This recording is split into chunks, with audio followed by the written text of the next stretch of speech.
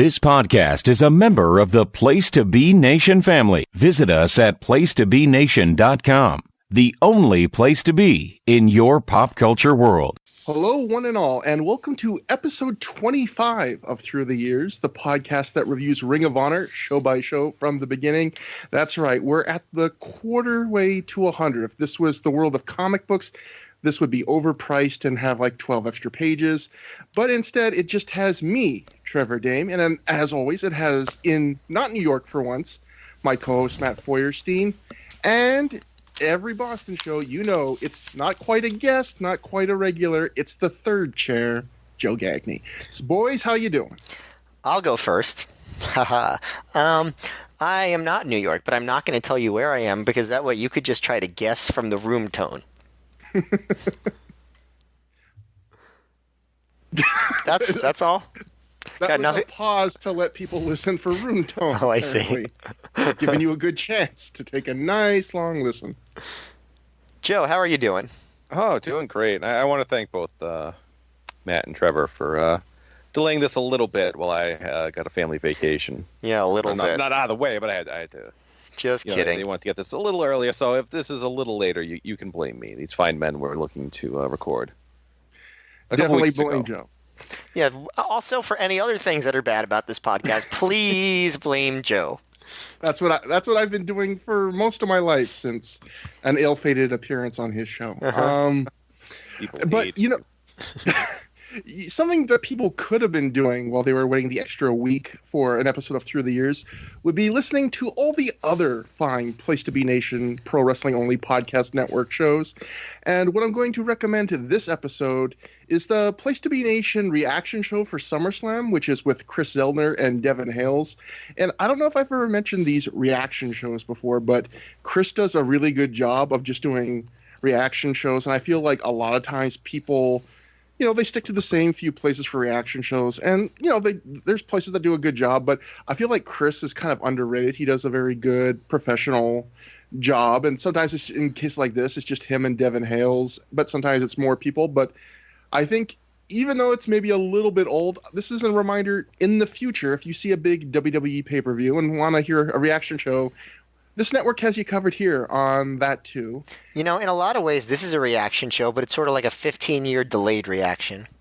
Yeah, I mean, that's the only way I can handle anything. I need to parse my opinion through dozens of other people. For many, many, many years. Yes.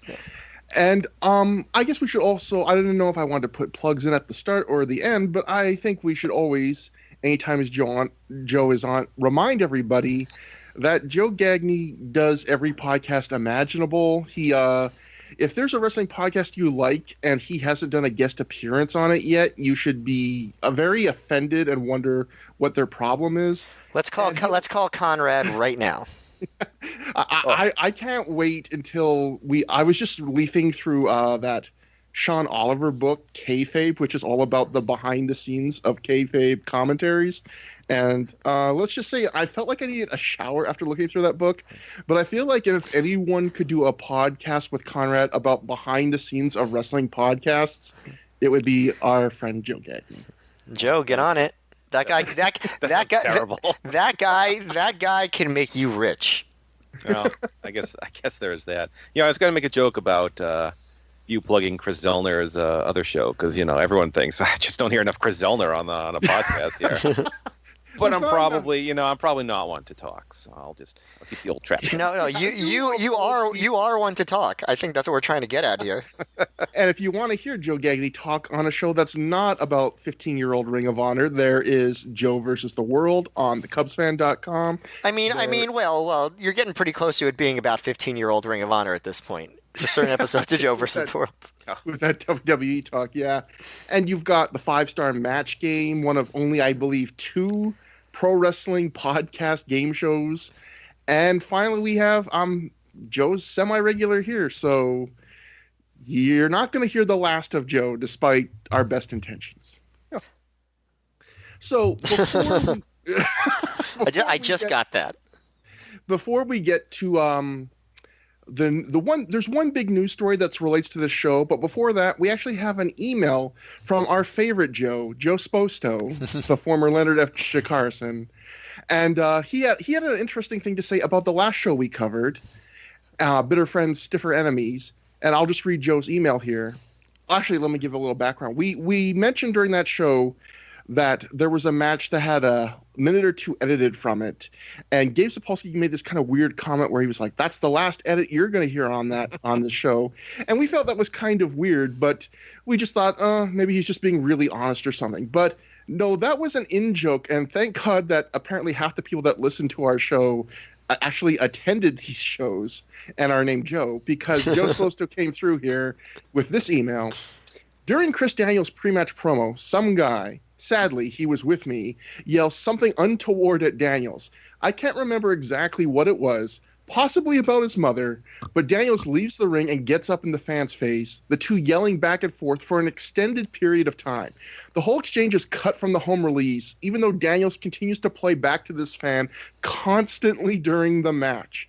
I only bring it up, as you mentioned, Gabe says on commentary, there will be no more edits on his show.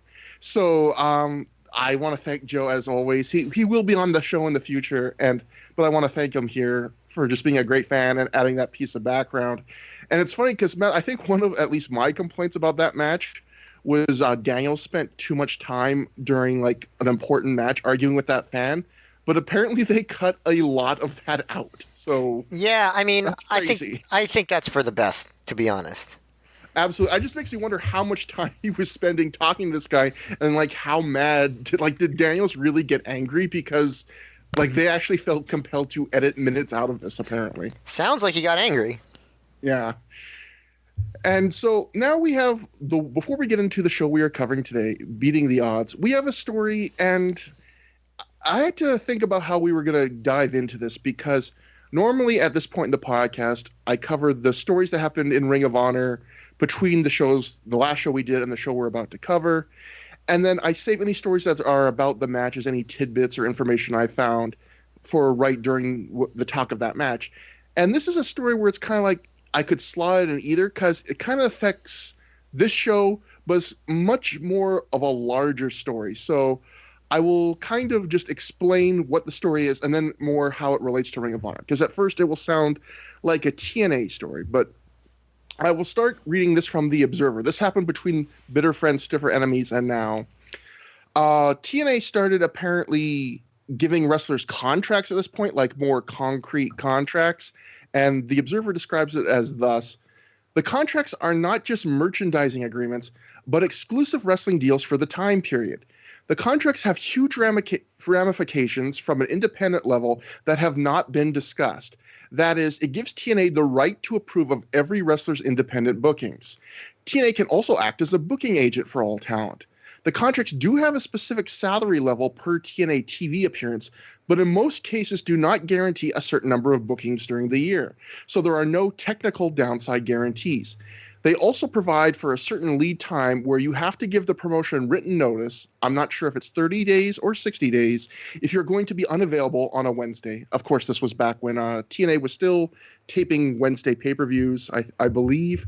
From a U.S. standpoint, these deals will greatly affect independent wrestling. Many of the TNA regulars work weekends for indies around the country. In most cases, the company likely won't care. The exceptions are probably Major League Wrestling, since it has television on Sunshine Network, and Ring of Honor because of its high profile. In both cases, while there don't appear to be any plans to keep talent from working with these groups, although down the line I could see this being a problem if one of the groups gets big, and certainly would be one if one of the groups got pay-per-view, TNA does not want their storylines and characters compromised. It was specifically pointed out that they don't want and wouldn't approve of a babyface in TNA working as a heel elsewhere.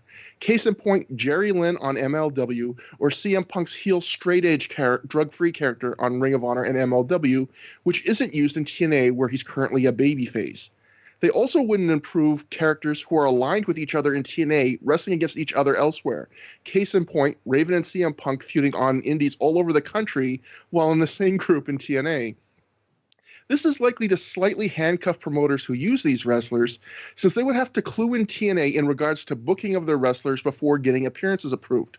While not specified, I'm also guessing that TNA would probably not allow its champions the job on independent shows, at least for those with television. Right now, this hasn't been specified. Ring of Honor has been talked with by TNA officials in brief, but no serious guidelines have been given. They were asked to use similar storylines, and Ring of Honor officials have no intention at this point of doing so. The point they've made is that TNA changes its characters so often while Ring of Honor books long term, and they don't want to be at TNA's mercy to have to change their booking plans when TNA decides to change an angle. So obviously that's a big mouthful, but this we talked about a few episodes ago when AJ Styles wrestled Paul London about that, where because AJ had just won the NWA title, he couldn't lost, and they had to change that match to a draw. That was kind of the first time TNA impacted Ring of Honor. This is the first time you really start to see the clouds of what's going to be the storm in 2004 of TNA starting to throw their weight around a bit. They kind of want the indies to stay in line with them. And I kind of am surprised at the cheekiness of Ring of Honor basically saying to Dave, like, we don't like TNA's booking and they're too scatterbrained. Like, that's honest, but to also basically say, yeah, they asked us to kind of do their storylines and we told them no. And yeah, that is going to affect things in the future and not just the future, but right here, because Joe, I don't know if you remember this, you attended the show live, but this was originally supposed to be the main event tonight, which is Raven versus Punk, was supposed to be a hair match. Do you remember the hype for that? No, just the cage match was all I really remember being hyped about it. This was actually publicly announced as a hair match, like by Ring of Honor and everything. And in the first change, I think this is the first time TNA actually like forced to change. They stopped this from being a hair match, and then it was changed to the cage match. And we'll go through a little bit of that history now. Well, it's funny, just before you go that, up until this point, whenever TNA was mentioned, it did not get a negative reaction from the ROH audience. And, by not too long after this, fuck TNA was a very common chant at ROH shows. So it's, you're beginning to see, like, why. Like, it makes a lot of sense that the ROH audience would not like TNA and would resent them for various things. And I think TNA, they were in a really weird position, and they would be for much of their history, in that they were big enough that they felt like they could kind of make demands of their wrestlers, but they weren't big enough to be their sole employer. So they had to kind of do this weird dance with places like Ring of Honor, where TNA feels like they're not giving you even, reading that thing from Dave, most wrestlers did not have guaranteed contracts, just a guaranteed price that TNA would pay when they booked them. But TNA was still, most of these guys considered like their most important promotion, but yet they still had to book themselves on weekends to kind of make a living. And TNA was, making demands of them, which it kind of placed the wrestlers, I feel like, in a very weird middle ground, which we're going to see right here in this story. So yeah, basically in the Observer reported weeks before this match that Ring of Honor will be promoting a Raven versus Punk hair versus hair match in Cambridge, Massachusetts. This sounds like something made up from a 1970s wrestling program, but Ring of Honor outbid TNA for the match. And I actually did some digging, and of all places, I found Raven confirming this in a recent appearance on thank God Joe's here. What's Don Callis's podcast? That would be Killing the Town. Yes, Killing the Town. I actually listened to that clip of him today. Apparently, Raven, and this is Raven, so take everything with a grain of salt, said he decided he wanted to lose his hair for somebody. He said his hair was in a weird growing phase, is how he put it, and he wanted to cut it off. And so he wanted to see if he could get some money for losing it. And Ring of Honor, he said Rob Feinstein offered him a good sum of money to lose it in Ring of Honor. He said $5,000. I don't know if he was joking when he said that, but that's the figure he gave. I believe Raven at this time, Dave had reported in the Observer, was making something like around $1,500 an indie show. So $5,000 to lose your hair seems in line with that. And basically the story is that when TNA heard this, they said, we're not going to... TNA would... When he was doing the negotiations, TNA didn't offer him any money to lose the hair. But so he makes this deal with the Ring of Honor. They announce it, and then TNA decides, we don't want you losing your hair in Ring of Honor. In fact, apparently, according to an observer weeks and weeks after this match, Jeff Jarrett told Raven, if you lose your hair in Ring of Honor, you will not be booked in TNA until your hair grows back. And so Raven says in this Killing the Town interview, he decided that because he was working for TNA, he would lose his hair in TNA. And he said they did end up giving him a little bit of money extra, I guess, to lose his hair in TNA, but nothing close to what Rob Feinstein offered him to lose it in Ring of Honor. And the weird extra side note of this is, anyone who wants to Google this, because it's on YouTube, Raven, a few weeks or a month or two after this, he lost his hair in TNA in a match against Shane Douglas.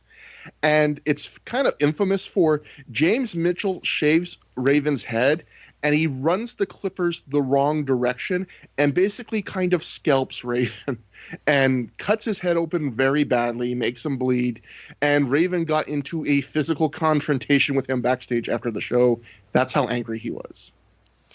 If you were Raven, what would you have done? I would have just been like, Raven. No, That does not solve the problem any way, shape, or form. Well, are you talking about what I would do if James Mitchell scalped me, or what? No, I meant the dilemma, like with TNA and ROH both asking him to the hair thing.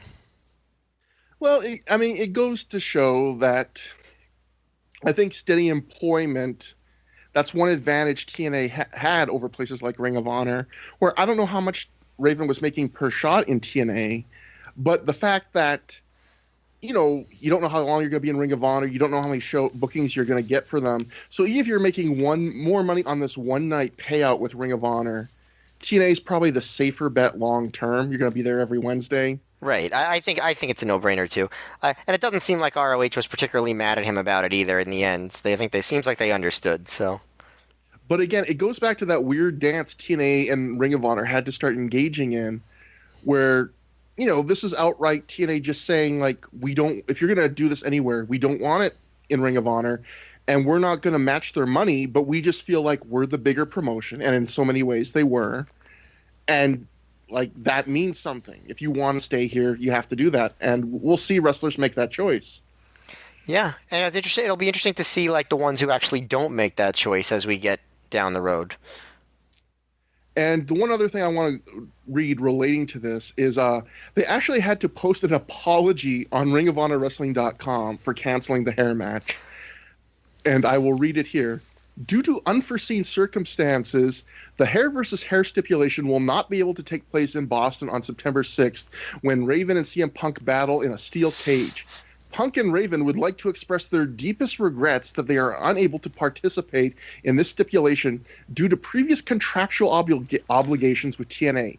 Raven would like it known that it is his fault and his fault alone because he placed himself and Punk in that situation. Raven apologizes and promises to increase the violence in Boston by making this a Clockwork Orange House of Fun in a steel cage match. Raven is truly sorry for this turn of events and thanks you for understanding. When asked what he plans to do for the Boston fans, Raven said, quote, Punk must die and you will see new levels of violence from me in Boston on September 6th. All right, so here's something that I'm a little bit confused by as far as the timeline. So at the end of the DVD of the last show, Bitter Friends, Stiffer Enemies, they did promote the cage match, right? Yeah, part of me is wondering, like, I don't remember the time, and poor Joe, he does not remember because it's 15 years, and I don't blame Joe for that. I can't remember things that happened 15 days ago, but I don't know if this was always going to be a cage match that also had the hair stipulation. Yeah, that's the one that I can't remember. That's what I'm trying to figure out also. Yeah, or if it was hair to cage. It sounds like from that apology, it was a hair and cage match, and because I just know by the line, we're going to turn this into a Clockwork Orange House of Fun in a steel cage, and the earlier lines were talking like, oh, it was already going to be in a steel cage. So right. Maybe that's why they added all the weapons, which turned out to be a great quote idea. But the one other part of the apology I'll get to just very quickly. Punk said in response that Raven must die, and I will end this in Boston under any rules and conditions he wants. And I thought that line was pretty funny because a show or two ago, Punk was in the ring doing a promo, and the fans chanted, "Raven's gonna kill you," and Punk said, "Raven's not going to kill me, and I'm not going to kill Raven. I'm going to be realistic," all the stuff. And I feel like it's funny that obviously Gabe was probably writing this apology, and instead he just says, like, both guys say they're going to kill each other. This is going to be more violent than ever to make up for the fact that there's no hair. So that is most of the background. There's actually more to say about Raven, Punk, and the hair match, but I think that's more appropriate for the match itself. So let's finally start with the show. The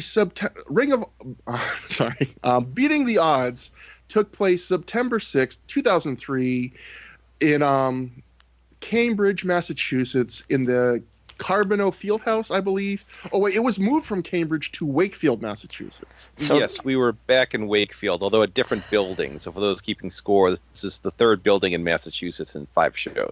So more... I actually got, just for the record, I got lost going to this show, and I missed the first 2 matches. So my live expertise will not be on display. But I thought, well, they'll air those matches uncut, so that won't be a problem. Well, from the sound of things, Joe... It's a good thing that they moved it from Cambridge, since clearly there weren't any geniuses in this audience, given how you couldn't find the building. Oh man, Matt cutting a heel promo on me. I know, and also very convoluted one at that. Actually, we didn't have GPS back then. We just printed out directions from computers, which is much more primitive. Yes. And actually, Joe was not the only internet wrestling luminary there, because Sean Radican from the Pro Wrestling Torch, this was his first ever live Ring of Honor event, maybe his first Ring of Honor event he had seen, period. And so we'll actually have a few comments from an article he wrote throughout the show, giving some of his insights to what happened live, in addition to Joe. So we've got you covered 2 ways here. A couple notes from the Observer about the start of the show. Dave says they announced at the start of the show that Low Key and Dan Moff and Xavier wouldn't be there. Low Key was due to a broken jaw from taking a hard knee from Wataru Sakata right before the finish of their August 31st bout in 0-1. Dan Moff was, of course, due to whiplash and an injured neck from the legit knockout Low Key gave him at Better Friends, Stiffer Enemies. And Dave doesn't say why Xavier missed the show, but... I think he had a shoulder injury at the time. See, that's why we got Joe here. And Dave says Low Key isn't expected back for a while. He got his jaw wired shut and won't get the wires out for a month, at which point he's got a 0-1 tour planned. That may be pushing it, but he's put pressure on himself because he's missed 2 tours this year already due to his shoulder injury. Moff is probably off the September 20th show, but they expect him back in October. So that's one other thing to remember with Low Key, where I think we kind of think of 2003 sometimes, or at least late 2003, as, Low Key leaving Ring of Honor and getting downshifted. But part of the reason why he also isn't here in Ring of Honor as much in 2003 is not just the 0-1 tours or politics, but because this was kind of a pretty rough year physically on Low Key, between a badly broken jaw and a severe shoulder injury. Yeah, I mean, it's not super surprising given how physical of a style he worked, but, it's a little bit of a bummer because he was clearly in the middle of a pretty incredible run before he got hurt the first time. Yeah, it's just right when he starts kind of having to maybe start up new feuds, it seems like he's got outside bookings and he's getting hurt, and then you get to the Homicide feud later in this year and maybe he's not as interested in going with the booking on that as some might suggest. But we start the show, the DVD release proper, with CM Punk and Colt Cabana backstage. Punk says he's going to X out his hands with Raven's blood. He basically gives an entire recap of their Ring of Honor feuds. Thus far, he just runs down it all.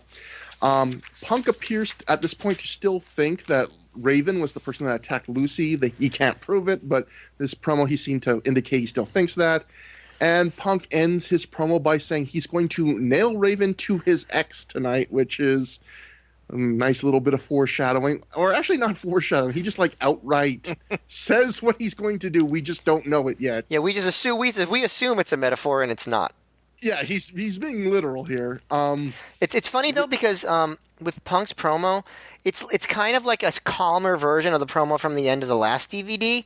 And that's sort of something that happened before, because if you remember at WrestleRave, he gave this really intense promo, and then he started Death Before Dishonor with sort of a calmer version of that same promo, and that's sort of what happened here. He gave this really intense promo at the end of Better Friends, Stiffer Enemies, and then he just sort of repeats the same point, only much calmer and kind of like a calm before the storm vibe with this promo too. So it's almost like a trend for Punk, where at the beginning of the DVD he's calm and collected and evil, and then at the end of the DVD he's angry and righteous, but he says the same thing in both of the promos.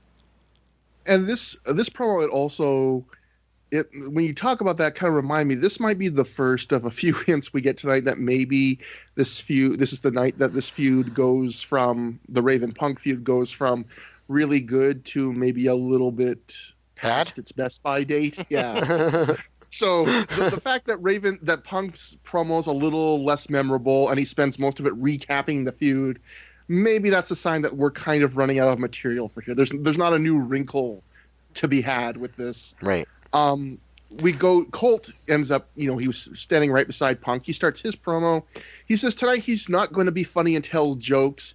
He says tonight the headband and the aviator glasses come off, which I guess is his sign for getting serious. Colt says the Field of Honor tournament is where he becomes a superstar. Okay. And then next we cut to Raven sitting backstage against a wall, as he is wont to do. Raven recites a little poem and says for CM Punk, heaven is no longer an option. Raven says he is going to kill Punk tonight and starts maniacally laughing, ending with, quote, the Raven, nevermore. And finally, our last little promo before the first match, we get Jimmy Rave and AJ Styles backstage for a very short little clip where we see AJ tell Rave that the Field of Honor tournament is a big opportunity for Rave and that he believes in him. This is the start of the idea that AJ Styles is Jimmy Rave's mentor, which is going to be a big thread throughout a lot of Jimmy Rave's Ring of Honor career. We get a Field of Honor graphic overlaid on video of Colt Cabana lacing his boots up and doing stretches backstage. We get his name, hometown, Ring of Honor debut date, and his first Ring of Honor match, what block he's in, and his current Field of Honor record, which is 0-0 right now, like everybody's. It was something Ring of Honor tried to do with this Field of Honor to differentiate it. I mean, I appreciate they were trying to do things different. It really wasn't that special, but you know what? They're trying. Yeah, it's worth a shot. And finally, we get to the first match of the night. Field of Honor Block B, the first match in the tournament. Colt Cabana defeats Jimmy Rave via pinfall in 13 minutes, 6 seconds after he hits the Colt 45. So finally, we get to the first match of the night, or do we? Yeah, because actually, yeah, that's a perfect way to go into it. Yeah. Before I throw it to Matt for this one. Okay. A couple minutes. So here's the. I've talked to Matt already privately about this. This is the crazy thing. If you've been listening to Through the Years for the last few episodes, you know Ring of Honor's been really hyping up the Field of Honor. They've been doing this whole thing where the announcers don't know what the tournament is. Half the wrestlers don't know. Some wrestlers apparently do know, but no one's talking. They just know it's a tournament. We had on a recent show Colt Cabana do an entire show-long storyline asking wrestlers what the Field of Honor tournament is and how he can get into it before he finally pesters Rob Feinstein into letting him in. So we finally figure out what the tournament is. It's a 2-block round-robin tournament where it's 4 guys in each block. The point leaders in each block will face each other in a final match. The winner is the Field of Honor champ. So here we are. After all that, months of building it up, little video teases, all this mystery of, Doug, what's the Field of Honor? This is the first match in the tournament, and a couple minutes into this match, Doug Gentry on commentary tells us we have footage of something that happened earlier in the night, and we immediately cut to it. And that footage is the Backseat Boys showing up late to the show, walking before the show starts. This is the kind of thing, Joe, you miss when you're busy looking at MapQuest, because you miss incredible things like the Backseat Boys walking up to the merch table. Gabe tells them that they're there at 7 p.m. when they should have showed up at 5. Johnny Cashmere picks up a Best of Arn Anderson and Tully Blanchard tape and looks at it. Rob and Gabe are not pleased with the Backseat Boys' tardiness, to say the least. The Backseats then wander over and see Homicide and Julia Smokes and ask if they can sign autographs with them. Homicide finds the tardiness disrespectful as well. I guess Homicide, stickler. One of the parts of the code of the streets is just don't show up 2 hours late to a show that hasn't started yet. Trent reminds Homicide that he's beaten him twice in Ring of Honor in tags and singles. The Carnage crew are nearby. They pick up on all of this, and they say the Backseat Boys are acting like little bitches. Homicide then just decides to jump Trent. They start brawling among the fans. Julie Smokes goes out and attacks Johnny Cashmere and keeps yelling, "Who wants some?" And then the fight ends, and Homicide says, "Fucking," and then he says a different F word we're not going to repeat here. And you then can hear a fan yell, "Get me on camera, please." Homicide calls Trent a other F word we're not going to say, N-word we're not going to say, and then tells Rob Feinstein to stop being a pussy and fire him. So that clearly is not something you could do today. No, I mean, I don't think it was the ROH's plan to do it that time either, but certain wrestlers just they got things in their vocabularies, but that was one thing they weren't going to edit or retake. yeah. I mean, certainly now I think there would be an edict not to say those words, or they would bleep them at the very least, I'd hope. But yeah, starting and the funny thing is that was not the most problematic thing on this show. But oh, the lights this show has to offer. Yes, but yeah, it was really interesting that they decided that the Field of Honor was so important that they were just going to cut away from it for a really long time immediately. And it wasn't even a lie. Like, this is happening elsewhere in the building. This happened we just got the tape. Better play it now. Yeah, they could have played it before. They could have played it after. That's a great point, Joe. Because again, to emphasize, Doug does not act like this is happening live. Obviously, you can't, because the whole thing of this segment is it's before the show. Yeah. So he literally says, "We have some tape. We have to show it now," and right at the start of the match. And when we rejoin the match, Gabe tells he's not trying to shit on the match, but he says something like, "Don't worry, you didn't miss anything." But the way he says it makes it sound like he was trying to shit on it, because he goes, "Don't worry, you didn't miss anything with this match." And he literally says it like that, like this match. So I think he might have been trying to shit on it a little bit. So, I mean, Matt, I'll get your thoughts in just a sec, but I think we can all agree it's kind of crazy that they spent quite a bit of time building up the concept of this tournament and even trying to give it a little bit of air of mystery. And by literally minutes within the first match, once you come back and hear Gabe say what he says and see that they've cut away from it, it feels like the least important thing on the show. Yeah, this was one of the biggest booking decisions, worst booking decisions, I should say, Gabe's ever made if his goal was to make this a big deal. Because he immediately painted as a jobber, secondary thing. I mean, it's like any match in WCW that didn't involve the NWO in 1996 and 97, right? Where we have more important things to worry about, and the important things are not this. And that's how they painted this match immediately.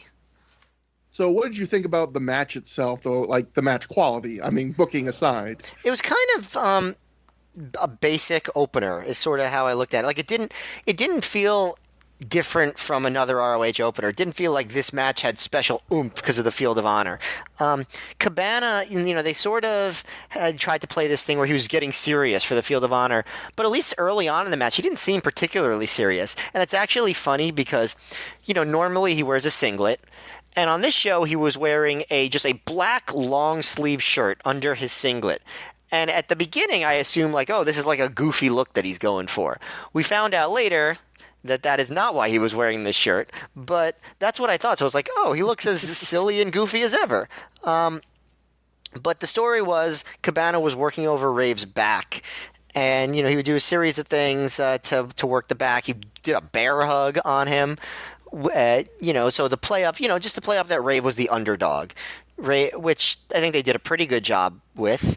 One thing I noted, because remember we were talking last show about how we noticed Carrie Silken at ringside for the first time? I was looking for him here, and I did not see him. Did you see him at all on the show? No, I did not. Yeah, just a small thing that I noted. So I guess he wasn't there for every show yet. But, yeah, so he did the bear hug. There's another spot, where Rave does his kind of head scissor almost into, or like a spin around into the crossface. So Colt blocks that and actually grabs him on his shoulder and does a backbreaker over his shoulder, which I thought was really cool. And he eventually won with the he escaped the crossface. He eventually won with the Colt 45. So the back work I thought was good. I thought Rave was still missing something. Like, his work was solid, but I felt like he still didn't feel like he was really anything special yet. And after the match, they played up with AJ telling Rave, like, oh, you should have worked on the neck during the match because that would have set him up for the crossface and things like that. But as far as the match itself, it just felt like any basic opener. It didn't really feel any different than that. Joe, watching this on a home release, did you feel deep pain that you did not get to see this live, or what did you feel about this match? I just found it amazing. One of the few matches I missed live is one that actually got kind of edited down a bit. Speaking of the whole Field of Honor, and this is clearly taken from Japan, there are over a dozen of these fairly notable round-robin tournaments every year. But the difference is with those tournaments, they always have the biggest stars there. This is not the case with this one. This is kind of more of an up-and-coming one outside of Xavier. And singles matches are so rare in Japan. Just look at the undercard of any New Japan show. And any match, even between like Yoshihashi and Togi Makabe, has some novelty to it because that's the only time this year you're going to see it. And Jimmy Raven Colt Cabana, you could see that could be booked on literally any show. And there's always, if you look at these tournaments, they're done within, 3 weeks. And the G1 goes about a month. That's pretty long. But there's always momentum. And, with this, we're going to take, there'll be weeks off in between shows sometimes. You're going to be talking about this show for a long time. So it never really builds that momentum. And a lot of independent groups try this, and it never really works out. And, I like the match itself. It was nothing that would inspire you and think, oh, my God, this tournament's going to be amazing. It was just a good opener. There are a lot of good moves I like, which kind of sounds like a backhanded compliment, but I liked Rave's he did this kind of weird roll-up kind of deal. Colt misses a tumbleweed. I always like the trip spot. There are a lot of good little moments of this match. I thought it was a good opener overall, but nothing that's gonna, nothing that made me sad I missed out live. I think that's a good point about the round robin thing. Like, I think it's playing with fire as an indie to do a round robin, and I think in some ways Gabe did smart things. Like, there was a list we reported on from the Observer a bunch of episodes back, like I think way earlier in the year when he was planning this tournament, and David obviously talked to Gabe and gotten a list of certain guys he was considering. And there were a lot of the guys who were in this tournament who ended up in this tournament, and it was all mid-carder guys. And a couple of the guys that were in that list that didn't make it were CM Punk, who obviously quickly elevated himself out of the mid-card, and Chad Collier. And in a way, it was smart that Gabe went out of his way to not book anyone that had any Japan commitments, so that way he didn't have to worry about that throwing off like an intricately booked round-robin tournament.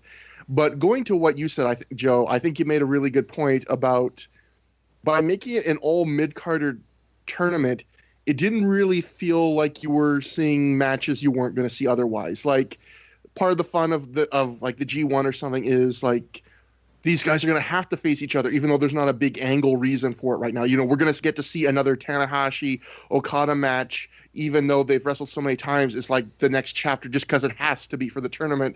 It's like no one's excited. Like, we're going to have to see Colt Cabana versus Jimmy Rave in 2003. Like, there's no way to avoid it now.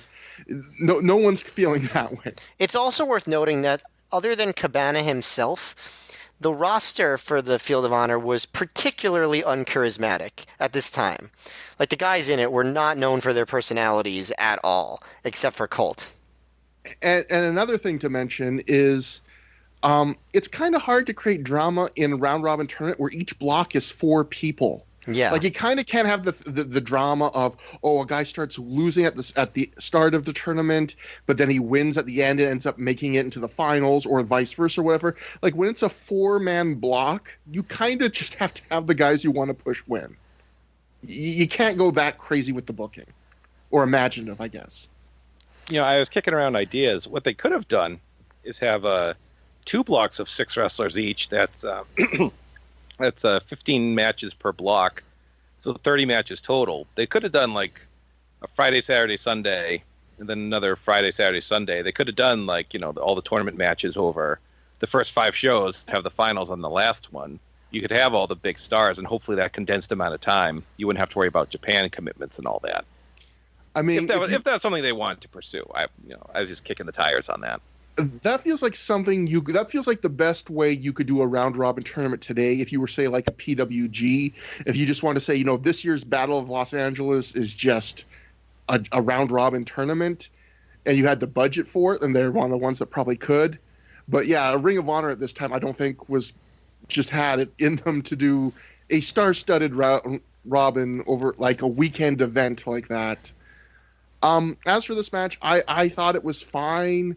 I agree with Matt when you talk about it's weird that Colt talked about how this was going to be serious Colt tonight, and the first half of this match he was wacky Colt, and it's weird because actually that was also what got him over. Like, the fans really liked all his standard goofy comedy spots here. He was getting booed and fuck you Colt chants to start the match, but then once he starts doing his simple comedy like tricking Jimmy Rave into running and getting tripped, or yelling at the crowd for cheering on like 2 counts and stuff, the crowd like gets into Colt, and it's like, hey, we like this guy, he's funny. And I felt like Rave didn't get to show much in this match. I agree, Matt, there's probably is something missing with Rave still at this time, but this really felt like it was more Colt's match than anything. Colt did this weird mix where he would do, like you said, those basic stuff like the bear hugs, but then he would do like a beautiful twisting senton, or he would do Matt Seidel's move where he grabs the guy like a reverse DDT and then pulls his leg over and like drops him with the leg. Like, he would do these things you don't expect Colt Cabana to do, and then he would do 2 bear hugs. So it was kind of an interesting like blend of offense there. But I like the bear hug thing, honestly. You don't see that in ROH very often, especially from a guy like Colt Cabana's size. He's bigger than some of the other guys, but he's not like a big guy, by wrestling standards in general. Yeah, but overall, average match. It was kind of hard to get into because of the cutaway.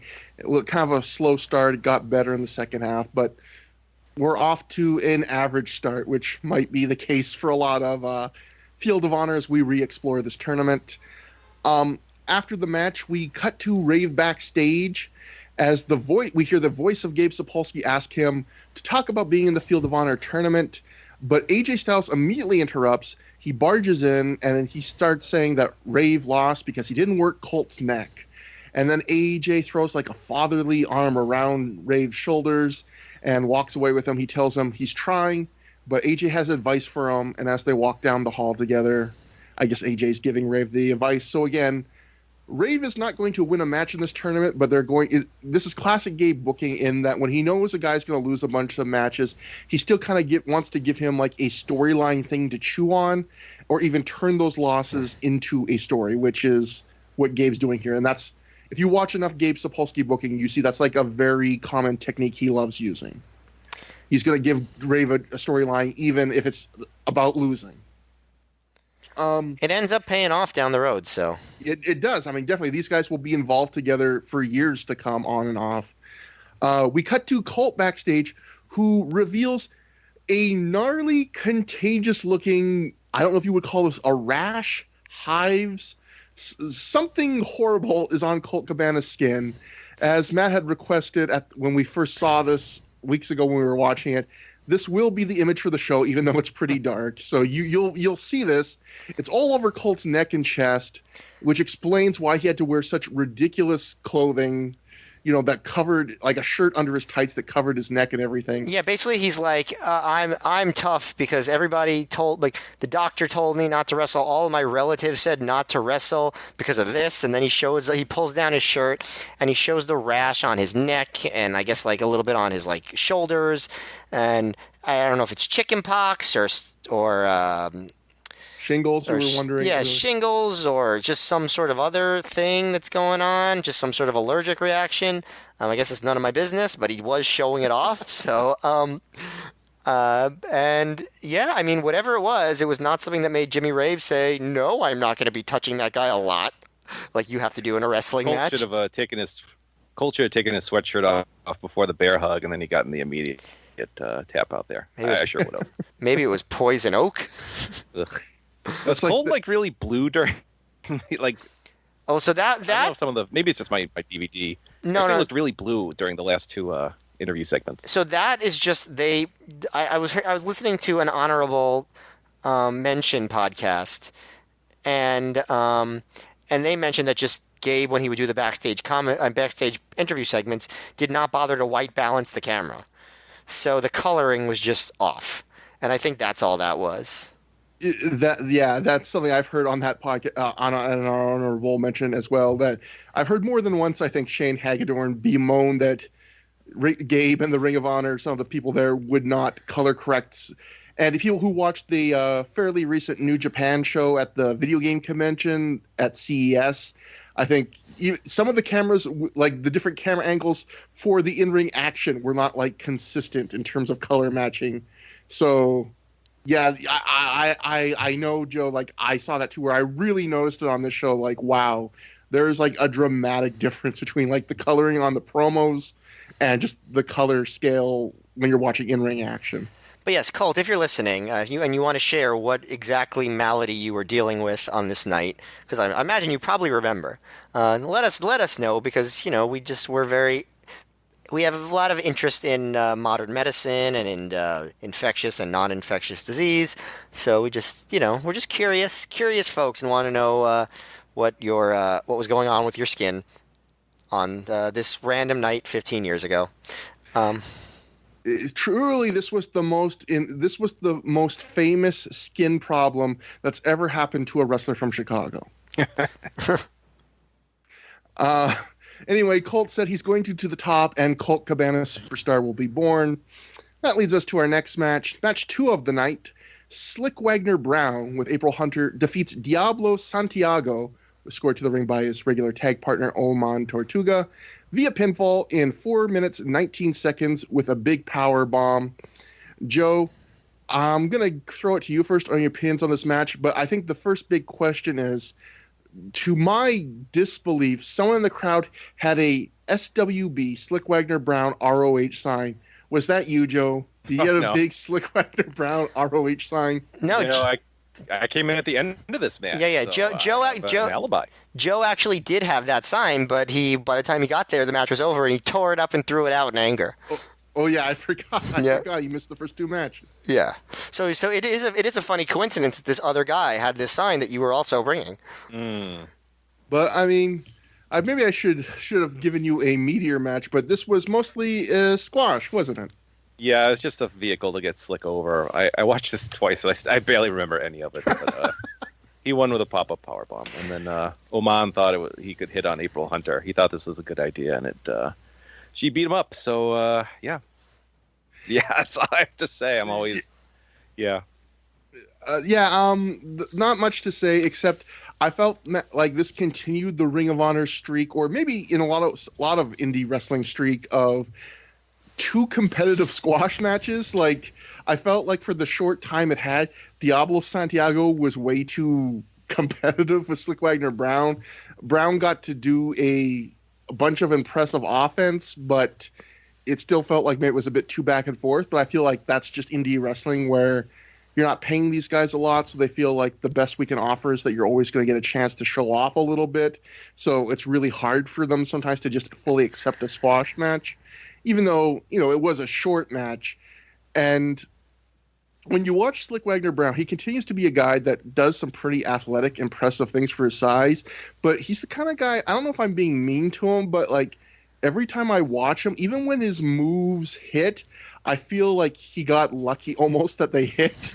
Like, I don't know if that's unfair of me, but he's the kind of guy, I'm never confident in him, even when he has a good performance. Matt, did you have any thoughts? Yeah, I was surprised that there was a big Slick chant at the beginning. Like, he clearly had some following at this point, at least in this part of the country. So that kind of surprised me a little bit. I actually want to mention just a little bit about Diablo, because you mentioned you guys talked about Slick. It's always interesting to me. Like he seems like he could have been athletically decent, but obviously he was very, very like tentative and unsure of himself. And he would do moves that I thought were a little bit beyond his pay grade. Like, this guy in this position shouldn't be doing these moves. Like he went for the top rope headbutt. He did a bridging T-bone suplex, like stuff like that. He just seemed like he was doing things that he couldn't quite do, and he got his nose busted pretty bad. But otherwise, yeah, I mean, I don't have anything to add beyond what you guys said. It was just basically a showcase for Slick, and he was over to a point. So I guess good for him. Yeah, going to Santiago, the only things I noticed is, like, I wrote he did not look good here. He threw some shitty punches and a crappy super kick, although I'm not quite sure whose fault that was. But yeah, he was at least attempting things, maybe, as you said, maybe attempting too much. But this was probably his, like, biggest spotlight moment yet in Ring of Honor.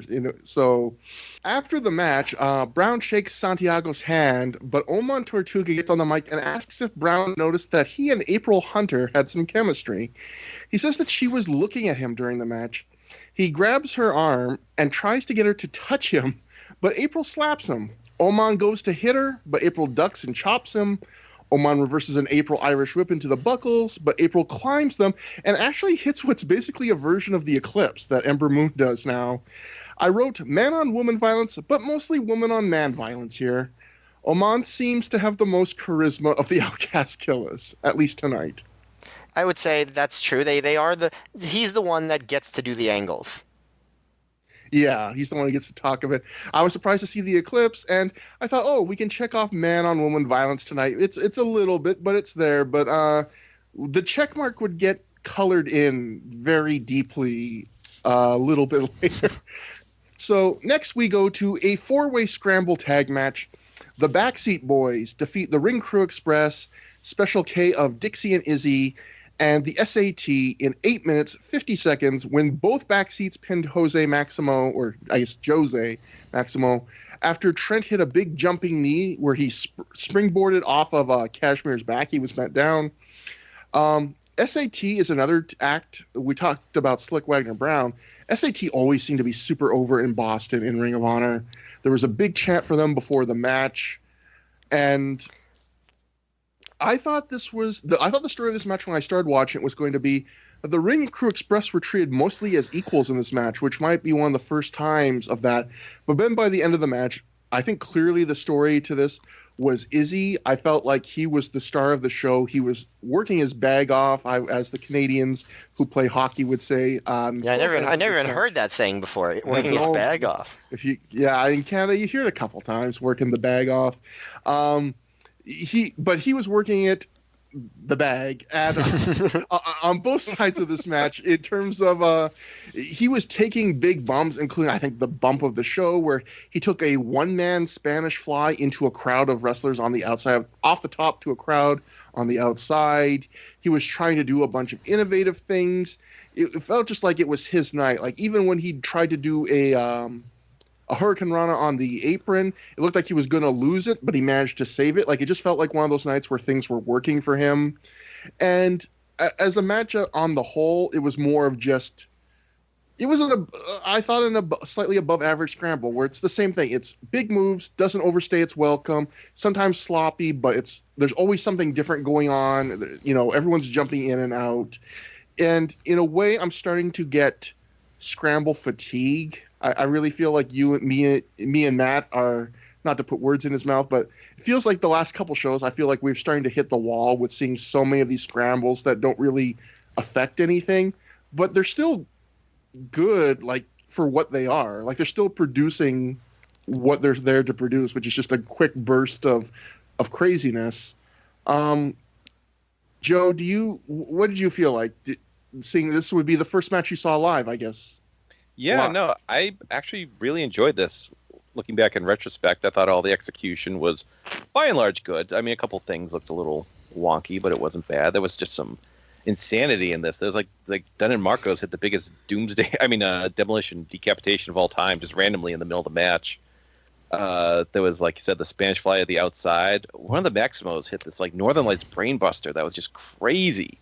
And I thought the execution was good. It didn't overstay its welcome. And I don't know why, it seemed the Backseat Boys had either Dunn or Marcos pinned at the end, and the SATs broke it up, and then they got pinned. I don't know why they didn't just pin Dunn and Marcos. But no, I like this. This was exciting, and crowd was super into it. So thumbs up from me. Matt, I mean, did you?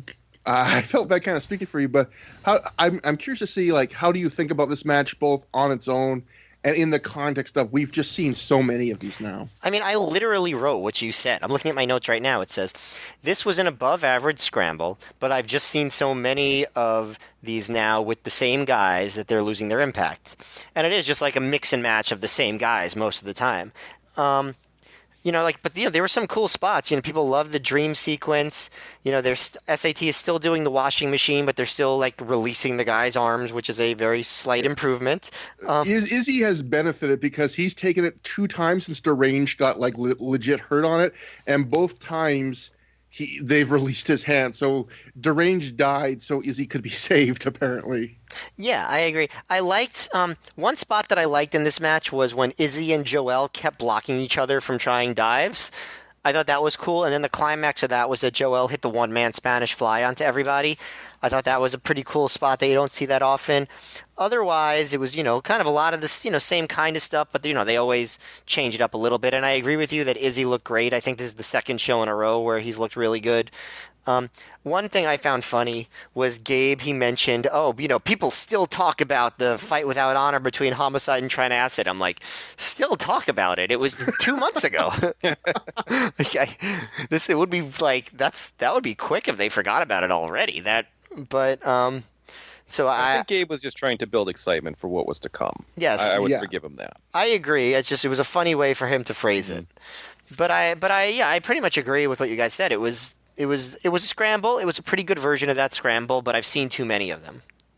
But I'm glad Joe's here because I think me and Matt and Joe, like together, we kind of give a very good, I think, on this match. Like, if you've watched every show with us or recently, you'll probably feel like me and Matt did. And with Joe feel largely agreeing, but being a little bit more hyped for it. I don't think if you haven't watched like every show from the beginning in the last year, you'll probably feel more like Joe. I think you'll appreciate this match a bit more because there is some real craziness in this match and it's fun, but it's still the same brand of fun we get every single show. But after the match, the backseats shake hands and are friendly with the SCT, which gives no sense makes no sense because the backseats recently turned on the SAT after an 8-man tag they lost. This match, like, there's no real acknowledgement on commentary about that or why they're friends again after this match. And then we get to one of the first moments on the show that really was edited out of the home release. And I'll go to Sean Radican's report at pwtorch.com. Radican, who was there live, writes that after the scramble, after the match, Homicide came out and challenged Trent Acid to a match later in the night.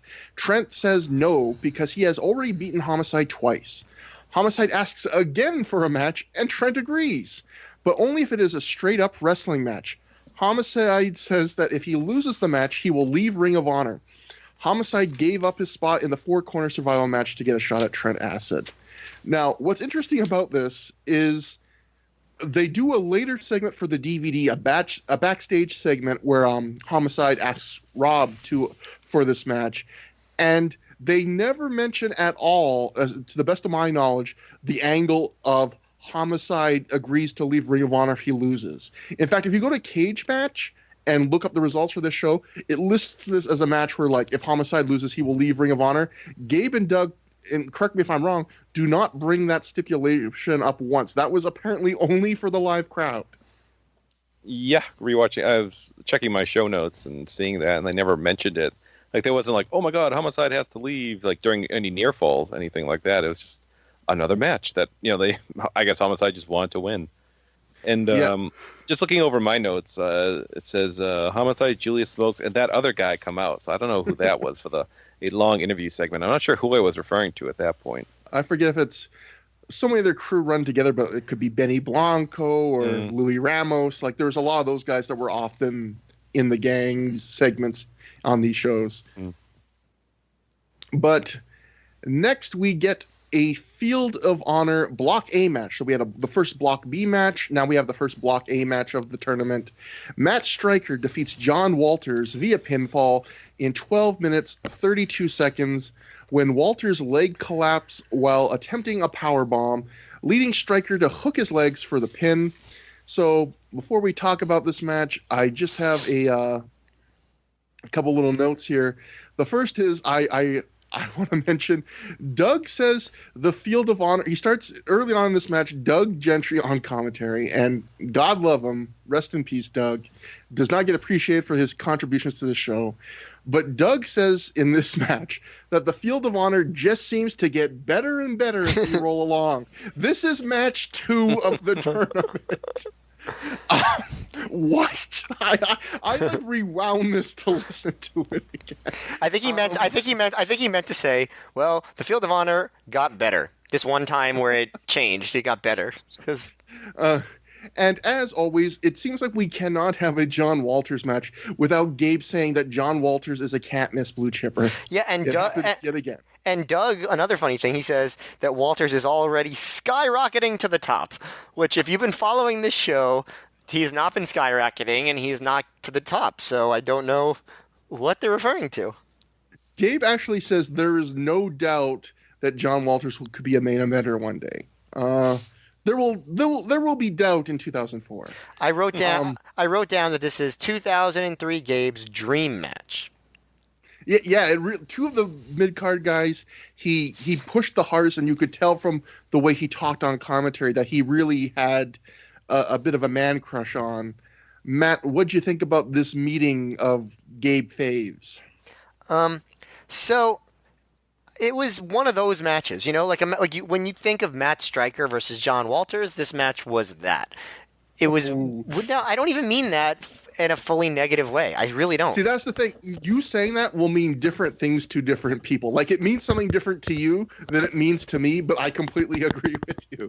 Yeah, like there was decent execution of the technical stuff. It lacked intensity for sure, and it was a little bit dry and dull, and it never got to like that really kind of fun indie level the way that the BJ Whitmer Matt Striker match got, where they're just dropping bombs on each other and the crowd's going nuts for the near falls. Never got to that level. It was just like solid technical wrestling that was kind of boring. That's how I would describe it. But there are a few interesting spots. Well, for one thing, Striker is working on Walters' leg, which is something that Striker does in most of these matches. And I thought Walters' selling was above average for ROH guys at this level. He was very consistent with his selling for the most part. He would do, he did the Hurricane DDT while favoring the leg. There's one spot I thought it was funny. Walters was in a front face lock, and he was, tapping the mat to get the crowd to clap. And I was how does the ref know that he's not tapping out? This is an inconsistency. How could I guess the ref uses his judgment to decide what's tapping and what's making the crowd clap. But I feel like that's a spot, sorry to interrupt, but I feel like that's a thing where now that MMA has really taken hold in the culture, especially in the wrestling culture, that's something a wrestler would never do today. But some wrestlers maybe still didn't realize what tapping could be seen as.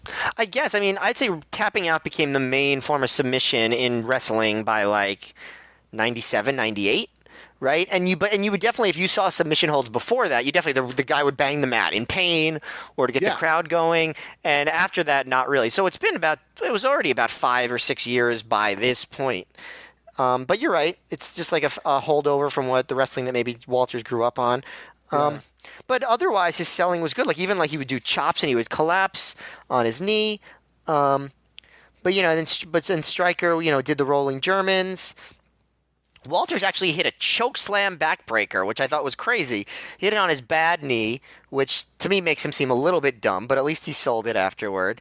And he went for a power bomb. His leg buckled. Stryker fell on top for the win. The crowd was actually pretty pissed about this, because I guess Walters was a hometown guy. So I don't necessarily take it as a backlash against Matt Stryker, but I guess you could take it that way. And then Walters takes the mic, and I went yeesh because there's just a lot of guys just like they do unnecessary mic work. Like if you remember from the last show with Stryker and Whitmer, where they're both like, "Oh, I respect you. We need to fight again," and it's just like very boring promos. And this was similar to that. The one noteworthy part was when Walter goes, "Every loss is hard for me to swallow." Then some guy in the crowd yelled, "You swallow," to which I wrote, "Stay classy, Boston." Feels like a very Boston thing. No offense, Joe, but I guess you're not from Boston, right? You're just from the same state. So I'm not talking about you. All right. They weren't in Boston, to be fair, and they never are. Don't be fooled by Gabe. I mean, it's not classy, but I laughed like a child at it. So I mean, it had its charms. It's funny that it happened. There is something for the perfectly placed immature heckle, like when there's just that second of silence and someone comes out with something like that. Like it's not the usual "you suck," like just something so stupid but so perfectly timed like that. I agree. So Walters, he said he guaranteed victory at the next Boston show in November, and I was just thinking like, so you're not so confident about the matches you're going to have between now and then. But yeah, so that was that match. It was that kind of match, and that meant some good things and some bad things. Yeah, for this match, I felt like you said, it was what you would expect from Matt Stryker and John Walters. I'm a little bit harder on Matt Stryker than you are, but I felt like this match was fine. It did not pay me to watch. It was perfectly acceptable, maybe even a little bit above average match, but it follows the same template that most Matt Stryker matches follow, which is a few minutes of mat work to start, and then it builds to a more typical format indie match with maybe less mat work unless he's doing his big submissions and bigger moves. And there's just Matt Stryker, there's something about him that's missing a hook, and I guess John Walters is kind of a similar wrestler in that thing. They're both kind of create a wrestler templates, to use a video game analogy, but Matt Stryker, you put a unibrow on him. And the one interesting thing I thought was pretty interesting about this match was there's a choice Matt Stryker makes, which is he does the thing that he works on, as you mentioned, Stryker's leg during the match, but the move that injures Stryker's leg is his finisher. He does the Stryker lock, his submission finisher, in the middle of the match. Like it's one of the first big things he lands, and it's interesting because there's two ways of looking at it, right? Like you could say, doing the submission that early in the match, it breaks up the flow of the match and gets you kind of surprised, and using it to hurt his leg, it shows how dangerous the move can be. But then the rest of the match, a lot of the match is him doing other submissions that aren't his finisher, and the crowd kind of not giving that much of a shit because, they're not his finisher. And you can look at it as either an interesting choice, or I can see both sides of it, or kind of a weird choice. And it was interesting on commentary because Doug even kind of shits on Walters he says something to the effect of like, Walters let himself get in the Stryker lock early in the match. Like he was kind of shitting on Walters for getting caught with it this early in the match. So Stryker tried to do something different. I don't know if it paid off for him, but the match as a whole, yeah, it's a fine match. It's just, you hear Gabe and you can tell how much that he likes these guys, and these matches don't quite meet his enthusiasm, I think. But maybe me and Matt are just getting too much of a hive mind tonight. Joe, what do you think? Maybe Joe Gagne loved Matt Stryker versus John Walters. I was kind of bored, to be honest, and I feel like I feel like a bad fan after I'm like, oh man, that scramble match was awesome, and now I'm like, boring. But I don't know, it was just kind of dry. They didn't do anything wrong. They told a story, but it just wasn't super interesting, to steal a Joe Lanza-ism. Yeah, and they mentioned Walters had, I think, 35 friends and family in the crowd, and I'm like, I don't know 35 people, period. Never mind people I could convince to come see me at an independent wrestling show. So kudos to him. But yeah, I was just like, they told a story, it played into the finish, and it was just kind of dull. So I don't know. I feel bad about it, but then I may be the low man on this one. And going to the Field of Honor tournament again, I mean, this is the way, this match and Rave Colt is how they kick off the tournament. And you'd like to think you'd want to try and jury rig the matchup so you really start with something big and exciting and really tell the guys, just go nuts. And these just felt like mid-card matches. Well, it just keeps getting better and better and better and better. Well, maybe that's the theory. Maybe Doug's saying, like, let's start low, and then they'll just keep getting better. But I can't even say that's true. And it seems like Sean Radican, who was also there with Joe that night, maybe not with him, but with him in the grand sense, agreed with all three of us, because Radican wrote in his live report, Matt Stryker defeated John Walters in a Field of Honor match.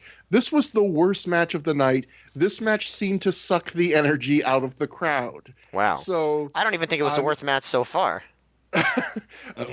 But I don't know if I would blame this match for it. I mean, I thought it was interesting that that's what Radican seemed to believe, but that will be a theme later of some kind of shockingly tepid reactions for things, I think, later in the night. And I just thought it was really interesting that he's kind of pinning it on this match. I don't know if I would go that far, but it certainly didn't get a huge reaction. So, like Matt said, after the match, Walters got on the mic. He said what Matt said. Matt did a great job recapping it.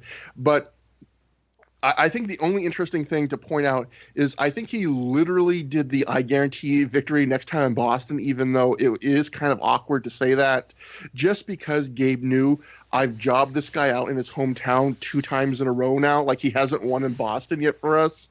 So it was literally like almost like Gabe speaking to the fans through John Walters, like, please don't be mad. He's winning next time. Like, I'll get you next time. Trust me. Although I have to say, if that was his motivation, he might have been like worried too much, because I don't think the crowd was really all that concerned with the fate of John Walters. There was a couple fans chanting like just a couple saying bullshit. It felt like he had like a few, maybe those 35 people, like pockets of support. It's not. I'm not saying the crowd didn't want John Walters to win. I'm just saying I don't think it would have affected the ROH's popularity in Boston, whether John Walters was successful or not. That's all I'm saying. But yeah, and I agree, but I just felt like it was very clear to me the whole point of this entire John Walters thing was just to tell the crowd, I'll win next time if you come. Like, if you come next time and you happen to like me, like, don't worry, you're not going to see me lose a 3rd time in Boston. And he wouldn't. He would be true to his word, and I believe he beats Xavier next time they come to Boston.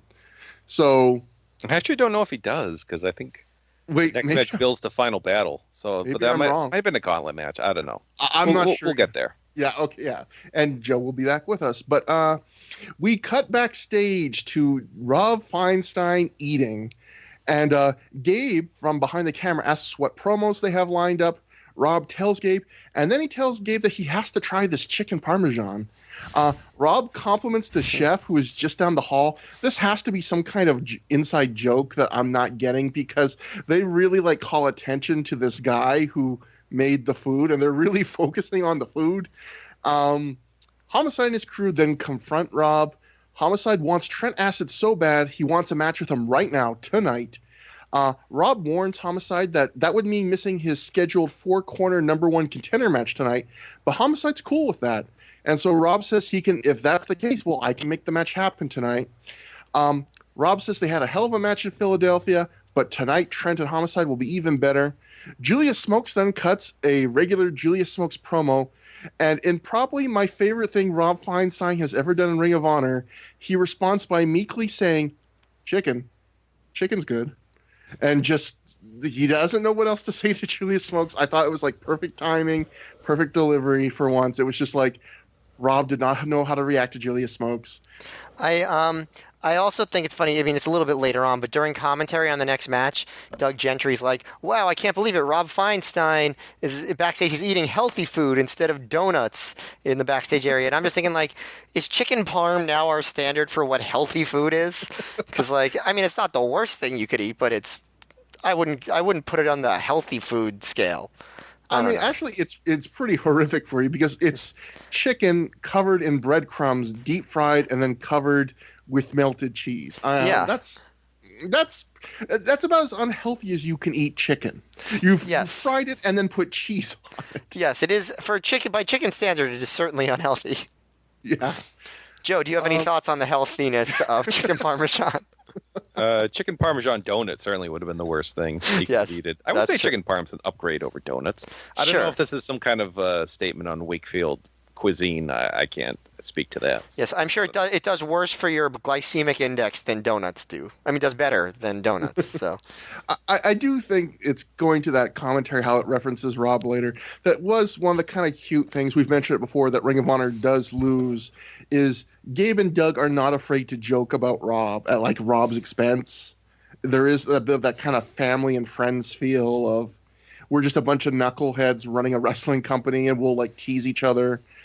And that does get lost as Kerry Silkin is forced to take over. But there's other things that get better, so I think it's not a bad trade. But yeah, I think in the grand scheme of things, it's a net gain what happens later. But I guess we have plenty of time to talk about that on another occasion. So we come back after intermission, and we get the Carnage crew of DeVito, Just Incredible, and Loke defeating Special K of Angel Dust, Deranged, and Hydro in 15 minutes, 32 seconds. Quite a length for this match. When Incredible pins Deranged after he hits That's Incredible, the twisting tombstone, off the middle rope, or the middle turnbuckle. And before I throw this to Joe, I'll just note that we have kind of a different entrance for this match because we do something that Gabe has sometimes done in the past, but this time he fooled me. He starts backstage with a Special K promo where Becky Bayless is complaining because she thought they were going to just party tonight and not wrestle. She's like, we wrestle all the time. Yeah. She's like complaining, we only wrestle all the time. And then the camera just follows Special K like seamlessly as she says this through the curtain. And actually, this time it worked because I was like, oh, this is just a backstage promo and then there'll be a match. But like it seamlessly just caught me off guard and went into the match. But of course, the match is a different animal altogether. Joe, what did you think about the six-man tag? Lots of things happening here. Yeah, it kind of fell apart by the end because there was just so much going on. I did like how, I guess Special K was having no luck, so they sent Slugger in and gave on commentary. It's like, well, they haven't established who the legal participants are in the match. I'm like, well, we've seen 3 Special K people tag in. So I'm thinking, yeah, we did. Like, there are like 800 Special K people on the outside. Couldn't someone have distracted, the ref while... But I know Slug at one point did hit, I guess, an inverted choke slam on one of the Carnage crew guys there. Although he grabbed him by the back of the neck, so I don't know if that's technically a choke slam because you can't really choke someone from grabbing their neck. Massage. But, yeah, this was a billion things happened at the end. Slugger ran in, he got drop kicked out. Julia Smokes comes out, gives him a pep talk, tells him to get out of here. There's like a bunch of near falls and then the huge tombstone off the top. So some decent action, but just way too much going on at the end there, and some problematic moments in the match, which we will get to. Matt, what did you think? We'll get to the problematic after, but what did you think about the match itself? Yeah, it's hard to talk about this match without that stuff because because there is some that occurs within it. Right? Yeah, it's part of the through line of the match. I would say this is the most problematic segment since the very early days of the Christopher Street connection on ROH. I would actually say that. Like of all the ones I'm thinking of, I would say this is the worst one of 2003 at the very least so far. Pretty bad stuff. I'll start with maybe some of the more positive stuff. I thought Angel Dust was entertaining. Like he was afraid of Just Incredible. He was like, "I'm sorry," when he was like begging off of Credible. I thought Justin did, with his no release vertical suplexes, and then he did like 7 and the crowd went nuts. I like that. I thought Deranged was still very entertaining. He showed off his muscles and like he poofed out his hair. And, I thought all that stuff was good. There was very basic good stuff. I kind of, it wasn't fully fleshed out, but I thought that it was good that they had the whole Slugga kind of basically breaking off from the Special K instead of just suddenly showing up with Homicide's crew. They did an angle to get him away from Special K. They made him go in and fight for them. They were like, what are we paying you for? Then they accidentally drop kick him, and Smokes comes out and drags him out. So I thought that was good. But should I start talking about the problematic stuff? Maybe we'll get to it in just a second. I'll give some quick thoughts on the match, and then we'll let you get into the problematic stuff. All right.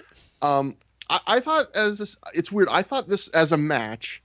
I thought like these guys showed that they could have a fun 6-man tag, but the way it was booked made it impossible in the sense that they actually start off working a bit of a slower pace, and Doug on commentary is actually like surprised. Like, I'm surprised Special K can work this slower pace, but they work. It's not like sometimes you see these tags, and even though they're not scrambles in name, they turn out to be scrambles.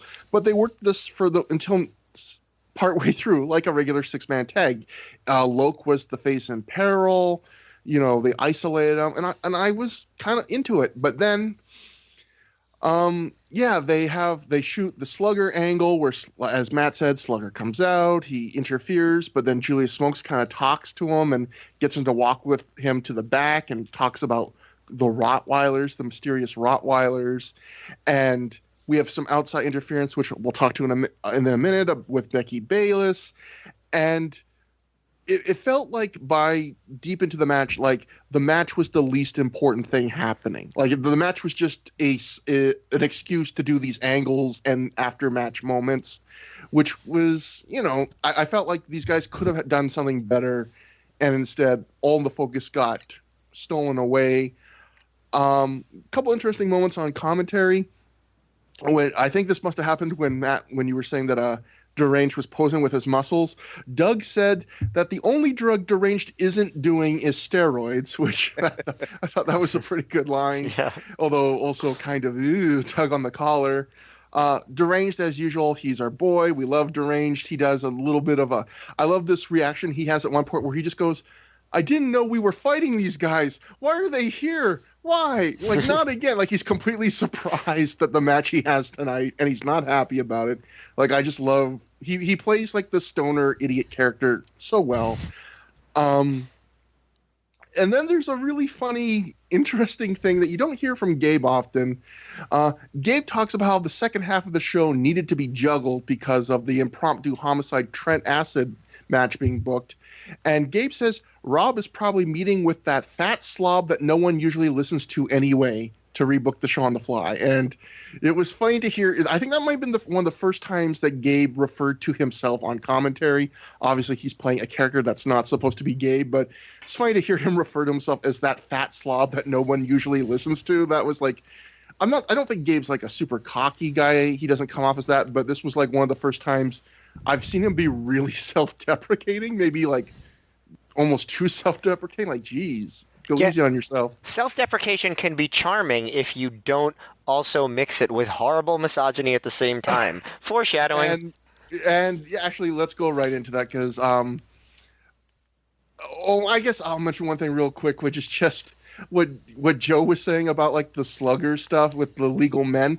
Gabe's done that before, where someone has interfered with Special K, and Gabe has been like, "Oh, I guess we didn't know who the legal men were yet," but there's already been like 8 members of Special K that have wrestled in the match, and that was certainly a case here.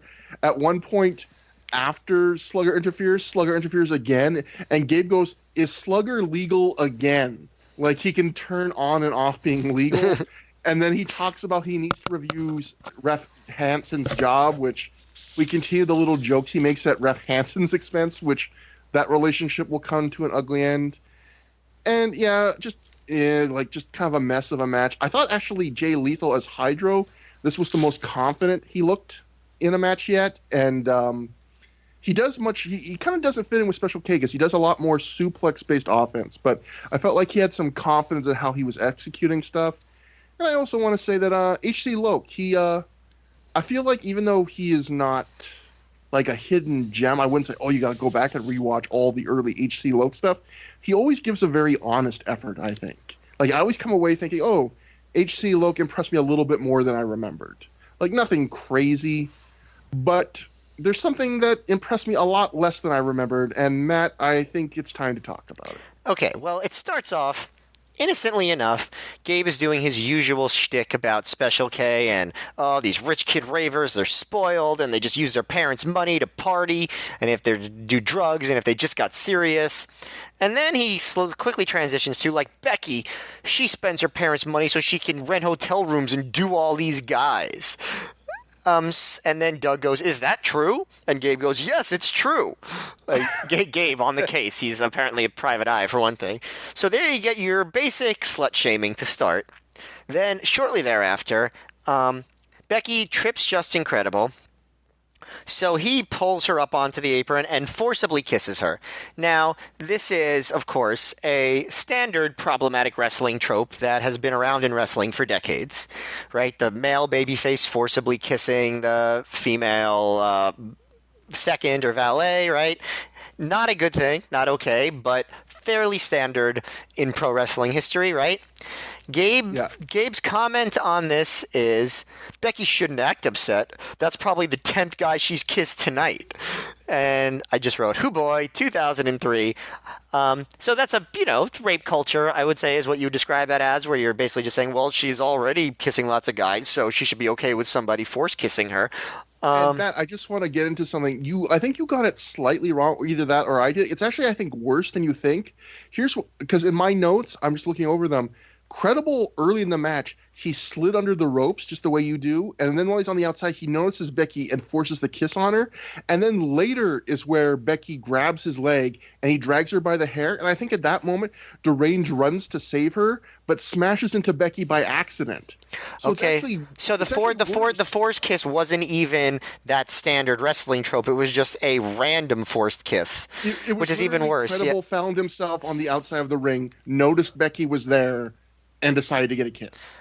I'll tell you, it's actually even worse than you think.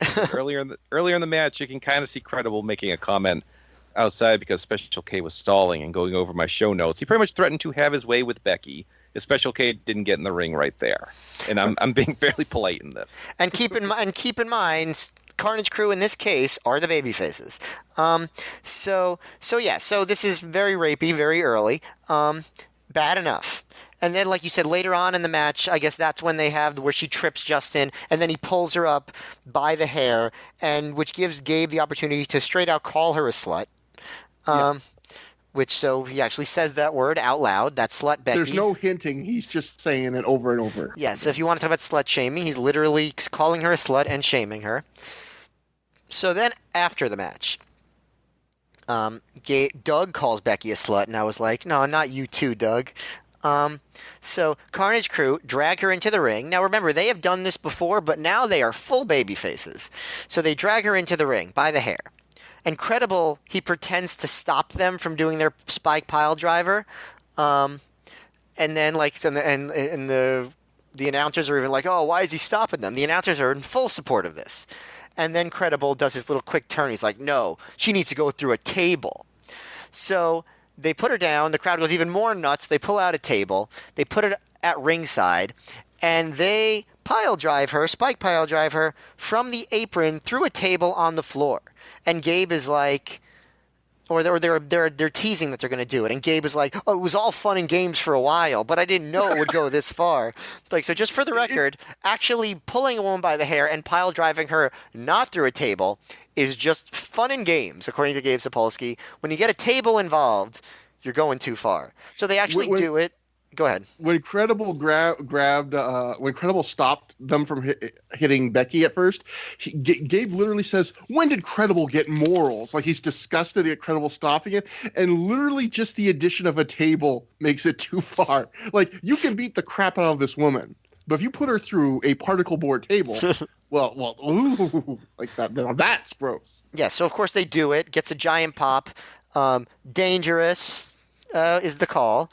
Now, I know this is 2003, and I know they've done bad things before, and I know we've talked about the violence against women streak. I feel like like I mentioned before, we've gotten a little bit numb to it. Well, this makes us feel our outrage all over again, because, first of all, this is worse than ever. Like, it's just really bad. It's gleefully not only assaulting this woman, aggressively slut-shaming her, some sexual assault thrown in for good measure. And it reminds us just how sinister this all is, the fact that it's going on every show. Because it's like, yes, it's not always this over the top and vile, but it always can be, if that makes sense. It always breeds this attitude that this is okay, this is cool, this is something that you do for a pop, this is something that's exciting to our audience to be done to women, and this just brings it all home. It reminded me, at least, again, of just how vile this whole, we joke about this streak. And it literally, what show is this? What episode number is this? This is the 25th show, the 25th Ring of Honor show, if you're not counting Frontier of Honor and 25th episode of the podcast. So we've seen 25 shows, 25, at more than 25 instances of man-on-woman violence, because some shows have had more than one, including this one. And this one brings it all back home of just how disgusting it really is, because this is just beyond over the top. So as mad as we were early on, and we sort of kind of let it become a bit of a joke, it's not a joke. This was really bad, and it's bad that they kept doing this, and I don't think this is going to stop anytime soon. And it's terrible, and it made me very uncomfortable watching it, and I wish they didn't do this. Joe, do you have anything to say, or should I just say something? Do you have any thoughts about this, or? Between this and Homicide's promo, I feel like this DVD should have been recalled at some point. And yeah, if this ever goes up on the Ring of Honor, what Honor Club they call it, I guess this is another thing that they're going to straight up have to edit out.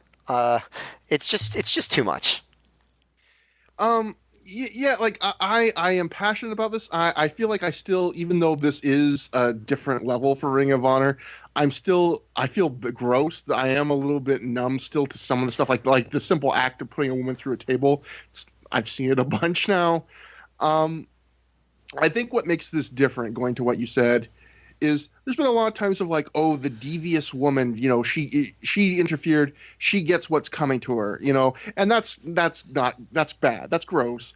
But there's levels of grossness, and I think the problem with this is with the Becky Bayless character, which it's barely been developed. It feels kind of crazy to even call it a character, but the little we've seen of her, she's interfered a couple times, including in this match. But mostly, she's just this fun-loving party girl that, she likes sleeping with men. But mostly, she doesn't even like wrestling. She's just there because Special K are her friends, and she wants to hang out with them. And, she likes having sex. Well, these two dork-ass announcers say that, but we haven't actually seen her do anything to that degree. But even taking them at their word. Yes, true.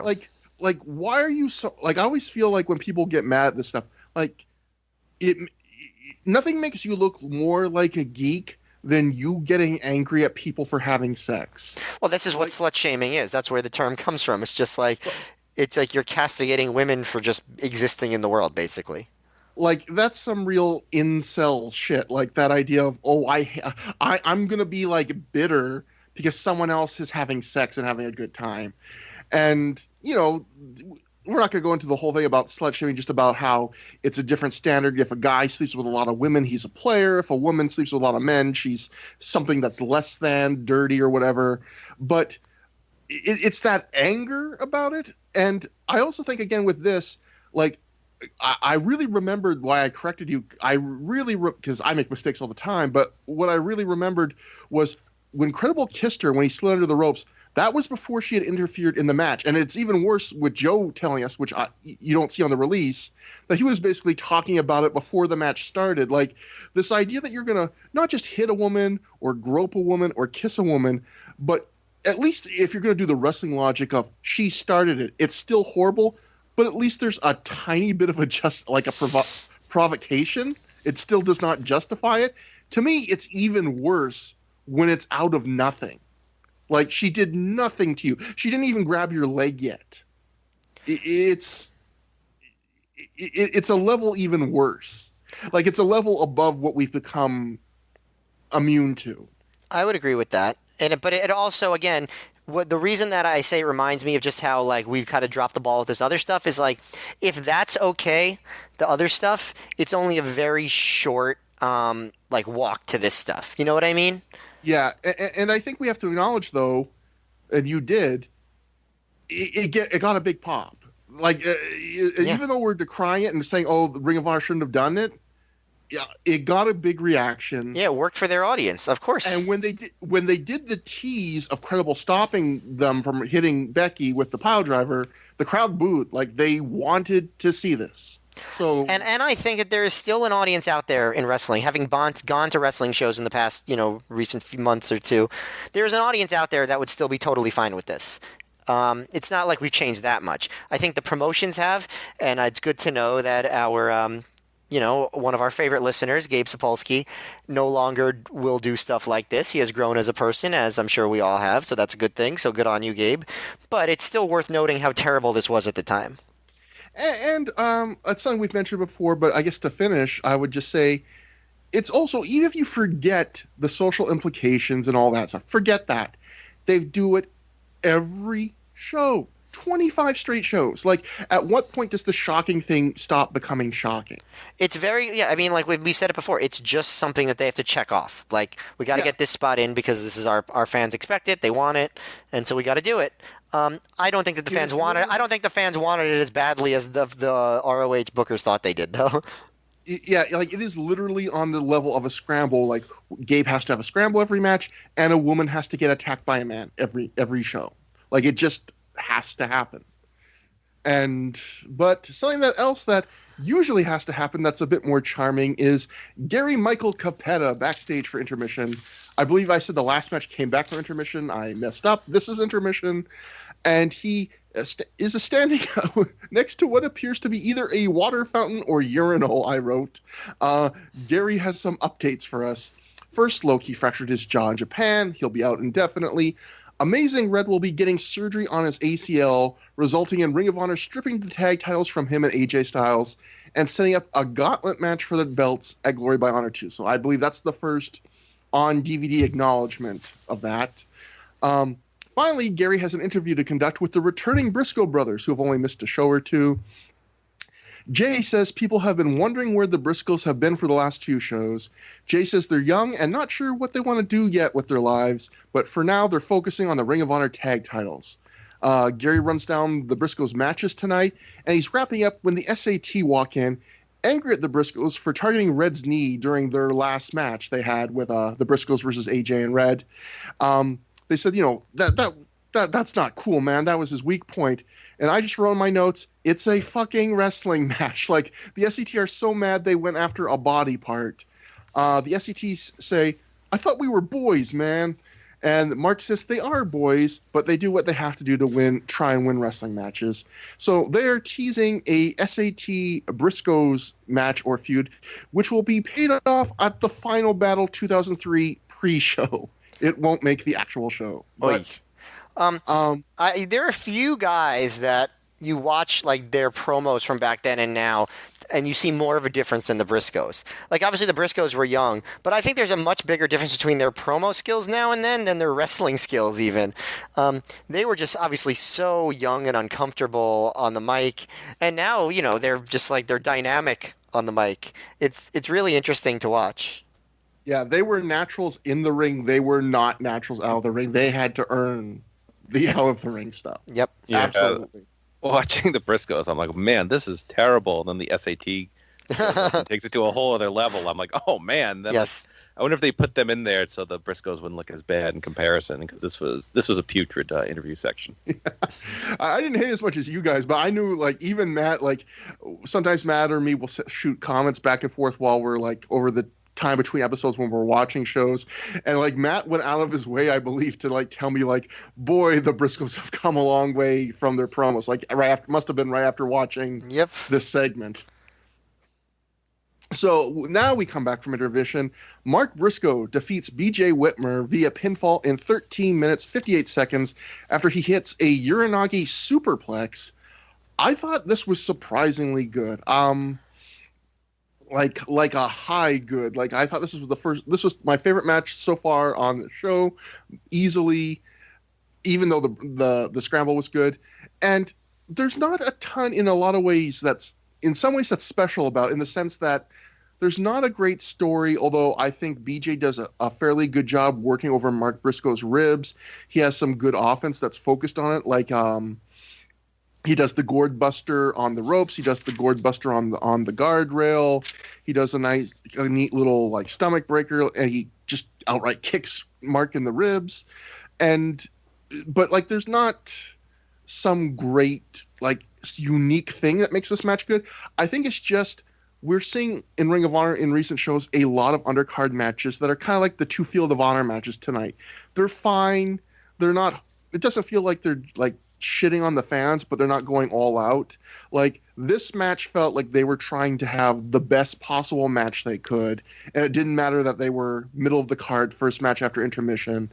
Especially in the second half of the match, I felt just in terms of their intensity, how hard BJ was hitting Mark, the moves they were doing. Like, Mark was not crazy Mark Briscoe in terms of character in this match, but he was crazy Mark Briscoe in terms of, like, he does a shooting star press to the floor. He takes a hip toss over the top rope to the outside of the ring. Like, he's taking these big bumps for a largely meaningless thrown together match with BJ Whitmer. And again, even the ending is a friggin' Uranagi superplex. So I think if you watch this in a vacuum, you would just be like, it's just your standard indie match where they're throwing out big moves at the end, and yeah, they're working hard, but there's not a ton that really colors it. But I just feel like I've watched enough Ring of Honor mid-card matches lately where this felt like a level of effort above those, even if it wasn't like something special. Matt, I know you feel a little bit different about this. Do you want to talk about that now? Yeah, I mean, the main difference is just like I didn't like the first half of the match. I thought it was kind of like, I don't know, there's just something wasn't connecting. I thought it was funny the way that they were telegraphing Briscoe winning. Like, they were like, oh, the odds are against Mark Briscoe here. Briscoe's not going to win. Like, Gabe just really, really, really telegraphed it. The name of the show is Beating the Odds. And, this is the first time you really start hearing about this, because they talk about how Briscoe might have to beat the odds, or like it would be really hard for him to beat the odds. And of course he does beat the odds. He wins. And you could tell that just from listening to the promos on the commentary in the first couple minutes of the match. I thought the last half of the match was actually quite good. Briscoe's big moves were really connecting. The shooting star press, the Uranagi, and the crowd was not into it early. Then slowly they started doing the dueling chants. Then slowly they got really into all the near falls and everything, and they really liked the match. And that's always, I think, a sign of a good effort, at least for the live crowd, where they get this crowd who's not excited to become excited. And I like the way they got up to the finish, where Mark missed a moonsault, but he landed on his feet, and Whitmer hit an exploder, and he went up to the top rope, and then he kept pushing Mark off the top rope until Mark just did like that run, Mark did like a run up Uranagi. And then I really like then how they built up to that, and the crowd really got into it. I thought it was a really good showcase for Mark. I don't think Whitmer looked great, honestly, but Mark looked really good, and the crowd really liked it. I thought that BJ just kind of felt like he was along for the ride. That sort of would be my main critique of the match. Well, good thing he's not going to the finals of some hyped up tournament or anything. Joe, what did you think? Yeah, the longer this went, the better it got. And I mean, they kept saying how it would be almost a monumental upset if Mark Briscoe beat BJ Whitmer, which I know the original opponent was Loki, and that would have been a huge upset. It doesn't seem like they're drastically not on the same level, at least to the level they were trying to portray on commentary. But the longer this went, the better it got. It was a lot different from the usual post-intermission match, which are usually fairly short, have local wrestlers or undercard, something quick when everyone's coming back from intermission. This was much longer. And, the longer it went, the more entertaining it got. And, it was a good showcase for he beat the odds. Like, he'd have to beat the odds if he wins this match, and he did. So they earned that show title there with this one. Yeah, it's. I agree with both you guys. It's crazy how much Gabe tried. It's classic Gabe telegraphing, which is kind of charming and kind of infuriating on commentary. But like, it made me sit down and think like, Marks had 3 tag title matches which were all closely contested. He beat Jay Briscoe, who had a feud for the title with Xavier. Is he that much like lower than BJ Whitmer in 2003? I think he might be above BJ Whitmer, but yeah, for the purposes of selling this match, this is apparently like a Buster Douglas, Mike Tyson level upset. I'll push back on that a little bit. They've clearly portrayed Whitmer as like a big deal, I think, for the past few shows. He got the title shot. He won the 4-corner match. That was like the standout match. Mark had that one, the Briscoes had that one series of tag team matches, but his only singles match was against his brother. And, they really haven't been around much. So I do think this is an elevating match, but, I don't think it's quite what they hyped it up to be. There were a couple interesting things on commentary. One was Gabe was really trying to sell the Briscoes as better than ever because now they're committed to wrestling. So that's another Gabe trope, which is when guys come back, he tries to find an angle to sell them as really refreshed or better than ever. And even though they only missed like a couple shows, like Gabe's using this idea. Before they were kind of not knowing what they wanted to do with their lives, and now they're dedicated to Ring of Honor. So they're going to be really good, and we're going to see they're going to get a push out, like the biggest push they've had yet out of it. Then the other commentary thing that really made me laugh was Gabe says BJ Whitmer is like a horse. He keeps the last few shows comparing BJ Whitmer favorably to a horse. This will pay off on the next show where CM Punk will be on commentary and like call that out.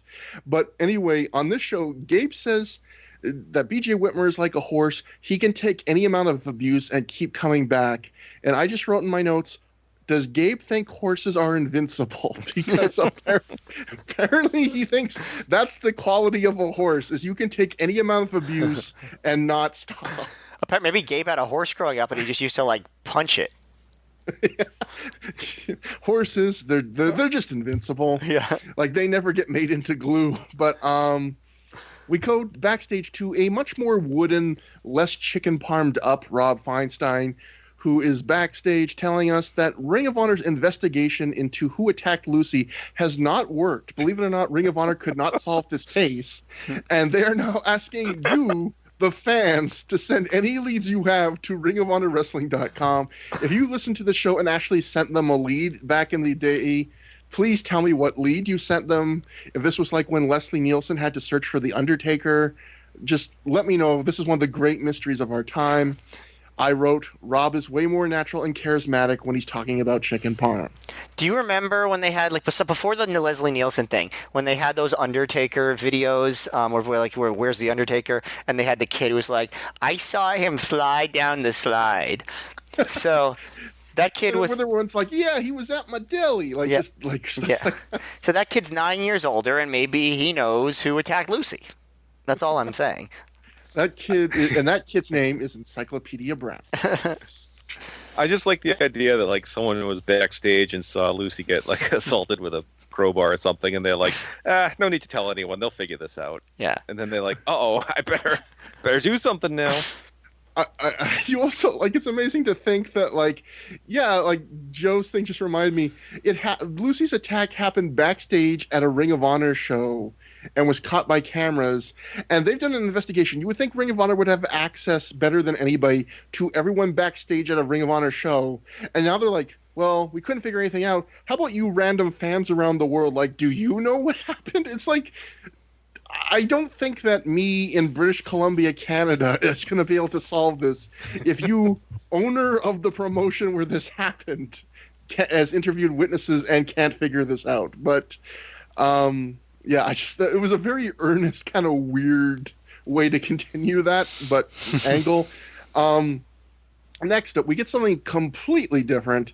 Homicide defeats Trent Acid via pinfall in 14 minutes, 33 seconds after he hits a kudo driver. They can't call it a cop killer because Homicide's probation officer will get mad. Joe, this was pretty crazy. What was it like live? Oh, this was my show notes. This is my favorite match of the night, and I'm such a bad wrestling fan. Like all these well worked matches, I'm like boring, but guys are legit concussing each other. I'm like, hell yeah, sign me up.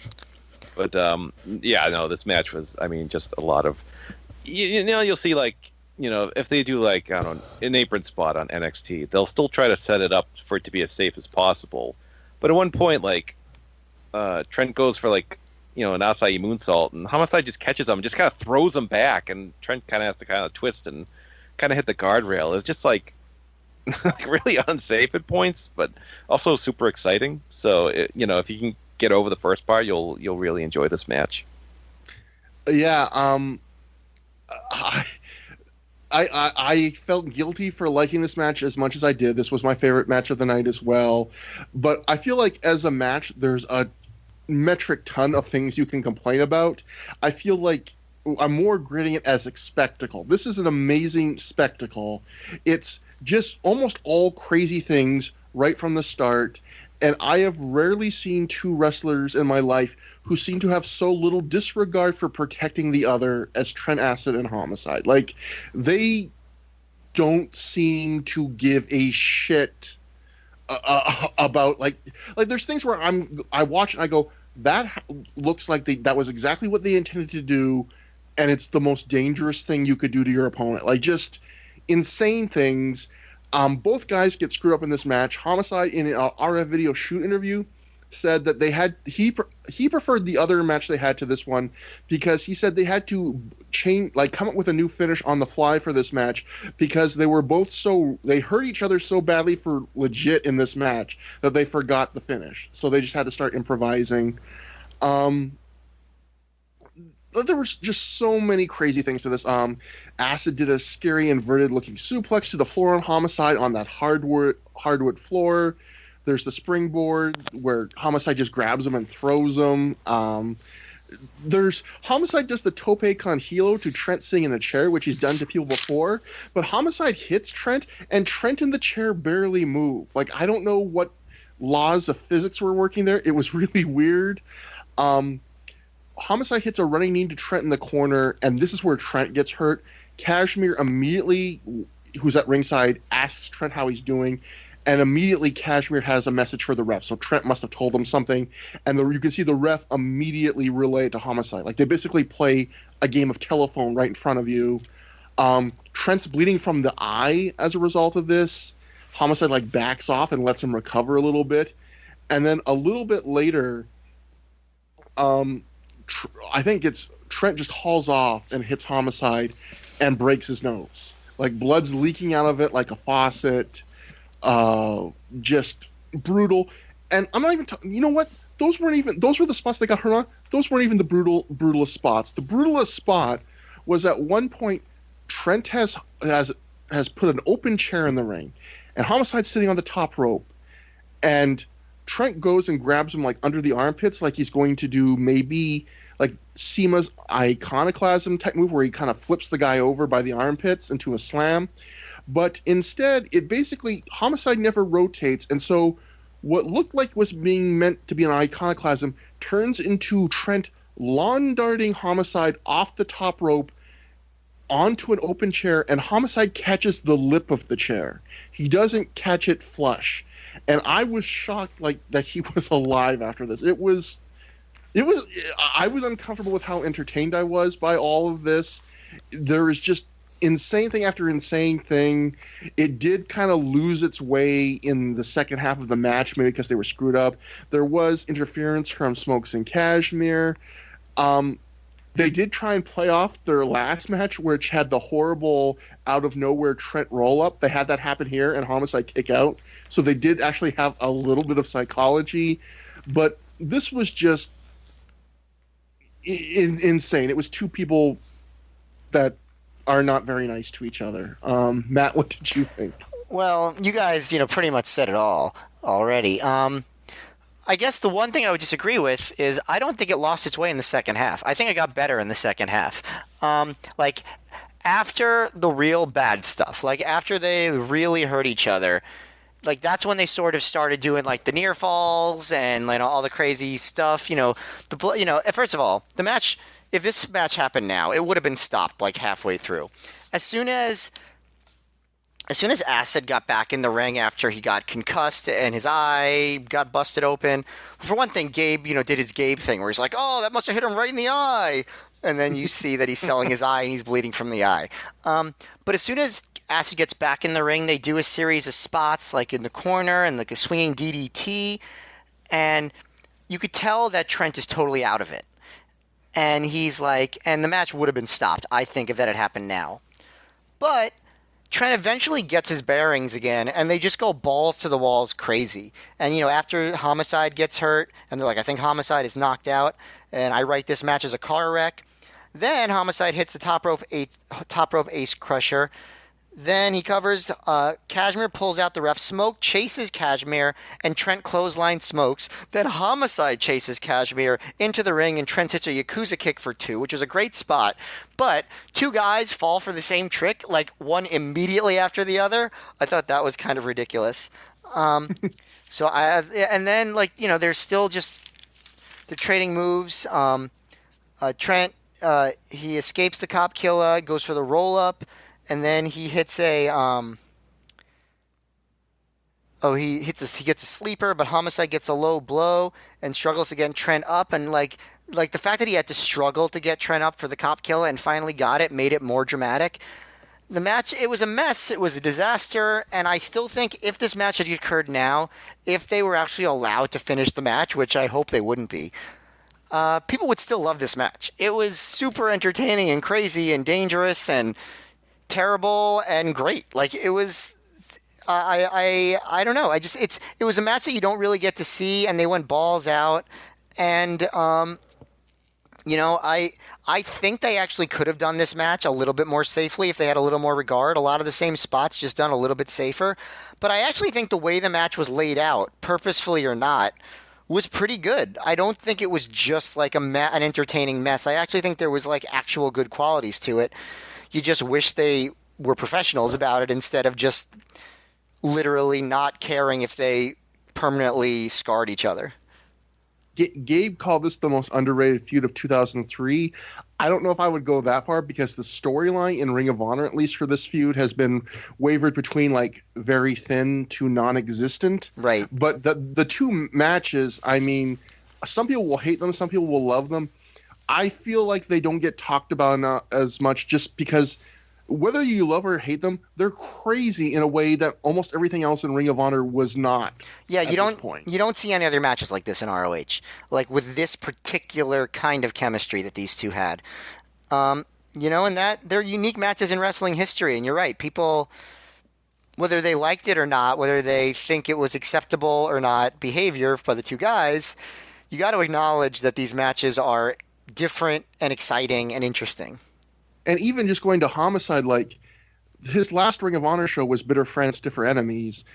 I don't know if a guy has had 2 consecutive matches for one promotion this violent in different ways too. Like the Carino match is just brutal. Homicide is bleeding like literal puddles of blood under his head. And then he goes and does this match and breaks his nose. Well, Lots of people back then were saying Homicide was like one of the best wrestlers of that year. And obviously his matches were not always good in the conventional sense. You know what I mean? There's a sloppiness to some of them, a dangerousness to some of them. But that's also part of what made him stand out. And you certainly can't say that his matches didn't get over and weren't dynamic. This was a show stealer, whatever you think of it. His match last month was a show stealer. His match at Death Before Dishonor was a show stealer. Wrestle Rave, it was the main event, so I don't know if you could quite call that a show stealer, but it certainly was the standout. He is the guy who's having the most memorable match on all these shows. It's, I think we can confirm that now. So he's having a hell of a year, whatever you think of the types of matches he's having. And apart from maybe one match like with Chris Sabin that he had to work later in the night, I think Homicide always gives you like over and above level effort, no matter what he's involved in. Yeah, at this point. It's amazing that he wasn't more injured this year. Yeah. And the only thing I forgot was at the start of the match, they immediately cut to a backstage Raven promo, and Doug was saying that Raven wants more interview time. And all Raven does is inhale a lot super loud and just say, "Punk, I'm going to kill you," and that's it.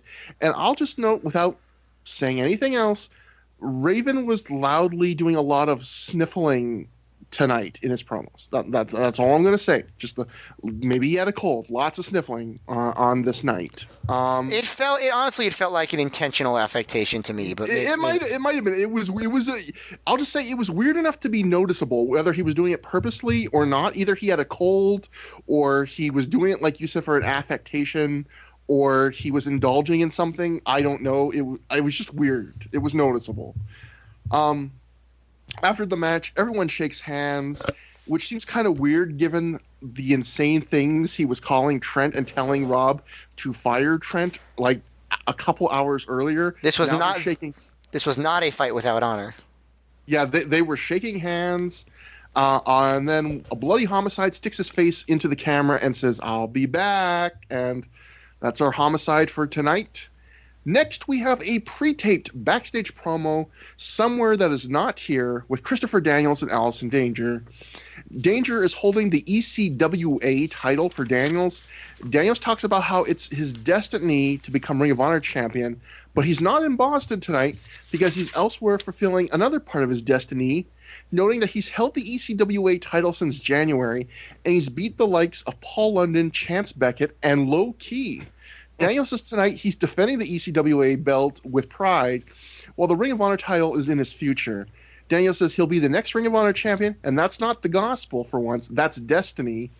And I just thought it was pretty interesting that they outright said, like, Daniels is working an ECWA show tonight over this Ring of Honor show, which isn't the kind of thing Ring of Honor did often.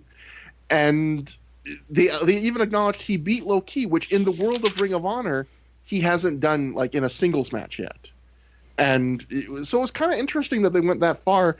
And Gabe tries to play it off as a heel move later on commentary. He says something like, Daniel sent in that tape from ECWA in Delaware tonight to like rub it into, like the nerve of him to rub it in like that. And the match, I looked it up, Daniels was successfully defended on this night in Delaware against Mike Cruel. So that's what he did instead of Ring of Honor tonight. Yeah, I don't know if you guys have anything to say about that, but I thought it was just an interesting, different kind of thing. Yeah, I don't know if they worked with ECWA. When they used to do bonus matches on DVDs, I remember one from, I think one of the Super 8s, Xavier and AJ Styles was on there. So it seems they were fairly close. I don't know if they were closely aligned, but they had a decent working relationship with them. So it's probably not too surprising. And I mean, they may not have known when Loki or if Loki was coming back, so they probably didn't mind him dropping that reference to it anyway. It shows you the strong bonds ECWA maybe had with Daniels, because it was very rare even this early on that you'd see an indie wrestler like miss a Ring of Honor show if they didn't have a commitment with either Japan or signing with WWE. So to have ECWA and outright say like, yeah, I'm in Delaware tonight, I found that interesting. But something I found less interesting was the Ring of Honor World Title #1 contendership 4-corner survival match, our semi-main event. Jay Briscoe defeated AJ Styles and Chris Sabin and Samoa Joe in 21 minutes, 15 seconds when he pinned Sabin after hitting the Jay Driller. I'll get into my thoughts on the match. First couple things I note, though, is Joe is wearing a weird blue and white pattern gear here that looks like maybe my shower curtains. And Doug actually has to point out the reason why he's wearing this like weird flowery pattern gear, or Gabe says, is that he's got an inside word from Gary Capetta that all of Joe's other ring gear is dirty and at the laundromat. So that was interesting. Gabe says this match could be a main event on any show. I would disagree with that. Sabin is replacing Homicide here, obviously, because Homicide forewent his title match opportunity here and Gabe says Sabin was originally supposed to wrestle Oman Tortuga tonight, which would have been a hell of a showcase for Chris Sabin, probably. And Gabe also does an interesting thing here with when he talks about the 4-corner match. He He says the winner of this match will get a Ring of Honor title shot, but to explain Joe's involvement, he says if Joe wins, whoever he pins or submits will never get a title shot with Joe ever again. So I felt like that was an interesting way to have the world champion in a number one contenders match and still have a stake for it. I felt that was an interesting piece of booking. But for this match, I am just going to say this. I've ranted a lot about four corner matches, why I don't like them. This match crystallized and kind of really made me realize exactly why I don't like most four corner matches. There are two ways four corner matches can be fun to me. They can be either all-out craziness, where you take advantage of the fact that there's four guys and you just have it almost like a scramble where guys are coming in and out. No one has to pace themselves for stamina. No one has to worry about kicking out of a move that's too big to kick out of because someone can run in and break it up. And you just have crazy action from minute to minute. That's one way four ways can work. The other way four ways can work is if you really pre-plan the match with a meticulous story, like Crowning a Champion. 60 minutes, there was a real tight pre-booked story in that match. Most four ways, there's a fair bit of four ways that are the spot fist.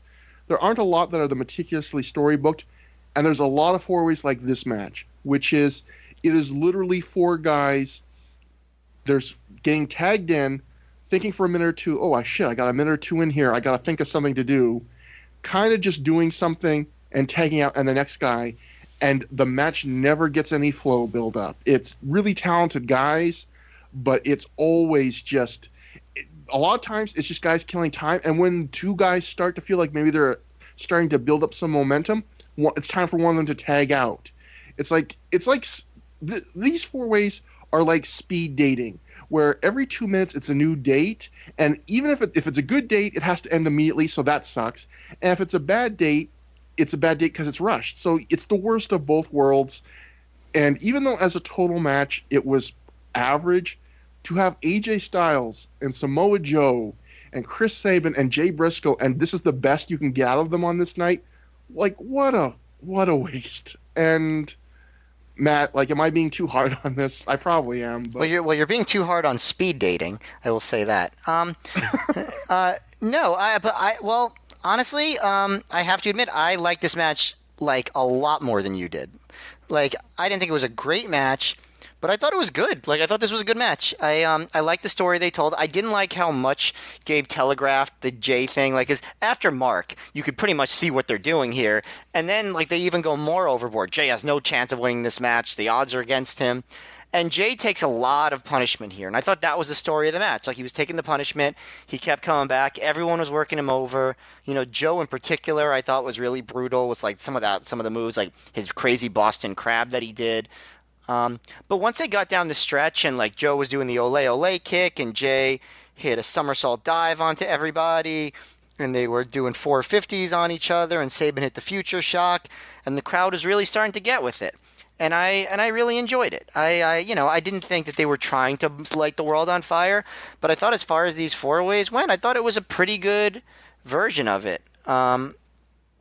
I will say this. There was one spot where AJ went for a 450 on Joe, but he slipped, and he sort of hit Joe's leg, and the crowd started chanting, "You fucked up," and then loudly another response chant saying, "Shut the fuck up," came back. So it's already still that ROH crowd policing each other kind of thing going on there. But AJ kind of landed on his head when he did it. But I just, I liked it. I liked, Sabin went for a Rana. AJ tried to turn into a Styles Clash, but Sabin reversed that. But AJ eventually hit the Styles Clash. Joe broke that up. And then everyone knocked everyone else down. Joe and AJ hit enziguris on each other simultaneously. I thought that was a pretty cool spot. Like, a lot of these four-way matches are all about these, like, high-spot finishing sequences, and I thought they did a good job. And then Jay hit the Jay Driller on Sabin, and he got the win. And, of course, he, quote, beat the odds. I didn't like the telegraphing, but I really thought this match was a lot better than you did. I don't know, maybe I'm just more amenable to this style.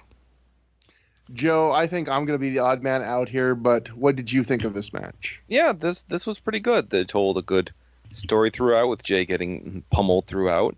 I like the steps because one of my problems with these one fall four waves is people just randomly tagging in and out. Where if you're not in the match, you can't win. especially when we saw it with the number one contenders match, there really wasn't a reason not to be in the ring. But with this, there were stakes. If you got pinned by Samoa Joe, you'd never get a title shot. So I could see people trying to, work their way in and out of the match. I like that. AJ Styles had a really off night. And besides the 450 he screwed up, some stuff just didn't look good for him. So he kind of... Yeah, he screwed up even like the moonsault into the reverse DDT. For some reason, him and Joe didn't really work well together on this night. That's where I noticed a lot of his kind of weirdness. Yeah, he had trouble, I think, with Sabin and I think a roll-up at some point earlier in the match. But it was funny to hear them say, hey, AJ and Samoa Joe, that'd be a match to see. And it's like, sure, 15 years later at SummerSlam, we can check that out. A very different match today than it was back then. The sort of stuff that they would do with each other. Yeah, AJ wasn't married yet, I don't think so.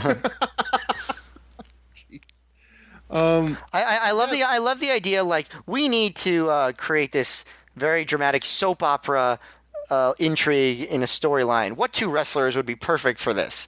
I know. AJ Styles and Samoa Joe. And I mean, I didn't hate this match. I did think there were cool moments, like Joe's going for the second Olay kick on AJ, and then Sabin comes out of nowhere and spears him mid-charge into the guardrail. Those moments were awesome. I thought this was the best Sabin has looked in ROH for whatever that's worth. And I'll say this match also, though, reminded me of why these four corner matches are a booker's dream. Because in this match, you can say, oh, AJ and Joe are going to be in the same ring together. And that's something Gabe was really hyping, like Joe said, about how cool that would be to see them in a match, and how cool it is that right now it's the Ring of Honor champion and the NWA World Champion in the same ring together. But you weren't giving away any singles matches here. And even Jay Briscoe, he gets to be the number one contender and kind of beat Joe in a match, but he hasn't actually beaten Joe yet. In fact, the only guy he's pinned in this match is Chris Sabin. So the four corner matches, I think they're bad in terms of fun wrestling, but for booking, it's such an easy way to create contenders. It's also an easy way to put off giving away singles matches. Like, yeah, you can hype that big names will be facing each other without giving away the matches. Yeah, and I will say one thing about the stipulation. If I was a wrestler and I had a chance to get into a match, like if you win, you're a number one contender, but if you lose, you can never get a title shot at this champion, I probably would think twice about entering that match. Yeah, I mean, especially... Yeah, definitely. I would definitely say that. You know what was also weird here is, again, like going to what you said, Matt, about Gabe really telegraphing the Jay Briscoe thing, which was, he said early on, Jay has no shot in this match. Why does he think Chris Sabin has a shot? Right. Like he never acts like Chris Sabin has no shot. Jay Briscoe's had a world title match before. That's right. That's right. Yeah. For this one, I'd say I disagreed with you a little bit about the BJ thing, but Sabin is definitely lower on the totem pole than Jay, for sure. But for the purposes of this match, Jay has to be clearly the underdog of all four. Yeah. But next, we have clips of a ringside Q&A session Gary Michael Capetta did with Justin Credible as they set up the cage for the main event. So, Joe, I don't know if you got to ask a lovely question here to your hero, Justin Credible. We see part of the Q&A here. The house mic sounds awful. It's loud, but there's so much echo you can barely make anything out. I did get to hear a question, such great questions as, did Brett really fuck Sonny? Justin says yes, but then admits he doesn't know and just wanted to say what the people wanted to hear. Soon after this, during the Q&A, Special K attack, and you can hear one fan loudly yell, "I didn't get to ask my question!" And the Carnage crew come up to defend Justin, but they get attacked by Special K as well. The fan keeps yelling that he didn't get to ask a question over and over again during this. Special K start whipping the Carnage crew with a belt, which is probably like the most violent, like severe thing they've done in Ring of Honor. And Special K leave, and an angry DeVito slams a chair against the railing.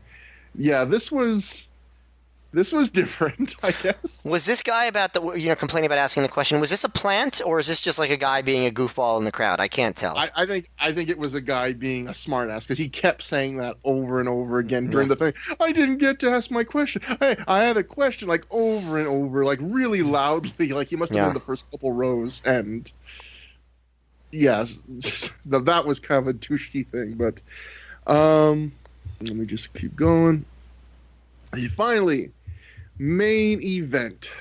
And even I forget what the order is, but I'm going to let Joe start this one because he said he had some things to say about this. We have a Clockwork Orange House of Fun steel cage match. Raven defeats CM Punk. He finally beats Punk in ROH in 11 minutes 53 seconds, at least on the DVD. In the Observer claimed live this was 31 minutes. After Raven hits a Raven Effect DDT off the second turnbuckle through a table on Punk. Jody, was this longer than 12 minutes live? Yes, this was in the half-hour range live. Oh, boy. So I'm actually just curious about your guys' thoughts before I go in. Okay. Matt, how about you give your thoughts first?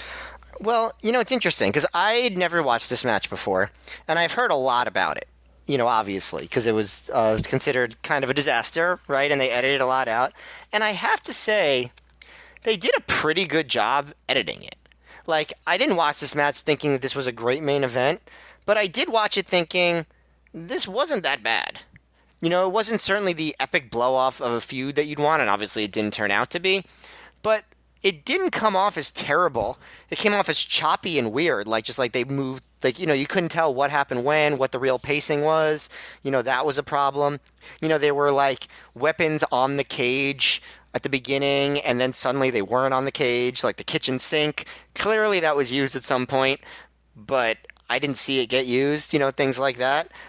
Punk, as always, juiced like almost immediately in terms of what they showed. And his blood was gushing like crazy. I feel like this might have been his worst blade job yet. I'm not sure, but it was intense. Cabana was at ringside for some reason, and his shirt seemed to have stains on it. Like I was like, did he throw up on that shirt? But anyway, all the pus from his rash. Yeah, it was like seeping through. I mean, honestly, maybe. Maybe it was like ointment or something he had to apply to it. I don't know. Yeah. Did you notice that too? I didn't notice that, but that would be a weird coincidence if it didn't have something to do. Like, why would you show up with a stained T-shirt? Yeah, it on was the day weird. Of this rash. Yeah, so but Punk. I mean, again, when I say things happened early in the match, I don't know actually how early they happened. But early on, what we see, Raven gets cuffed to the ropes by Punk, and then Punk was attacking Raven with the handle of a shovel, and I was like, why just the handle? It seems like you have a whole shovel and you're just hitting him with the handle. It's like Triple H with his sledgehammer, right? Where he puts his hand on the front and just kind of pokes him with it instead of actually swinging the sledgehammer. And Punk is just wailing Raven while he's cuffed. This is perfectly good stuff. It seems obviously rushed. Raven grabbed the keys and uncuffed himself, and then he hit the Raven effect, and Cabana broke that up by throwing a chair at the ref. So I was like, why wasn't the cage door locked? What's the point of having a steel cage match? I mean, not that this is the only steel cage match where this is a problem, but they had a steel cage, they had a door, and the door was just open, and the guy's friend was at ringside? That's stupid, obviously. Yeah.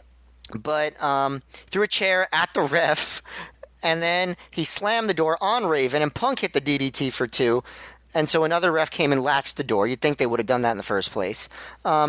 And so Raven blocked the chair drop toe hold, threw the chair at Punk's head for 2.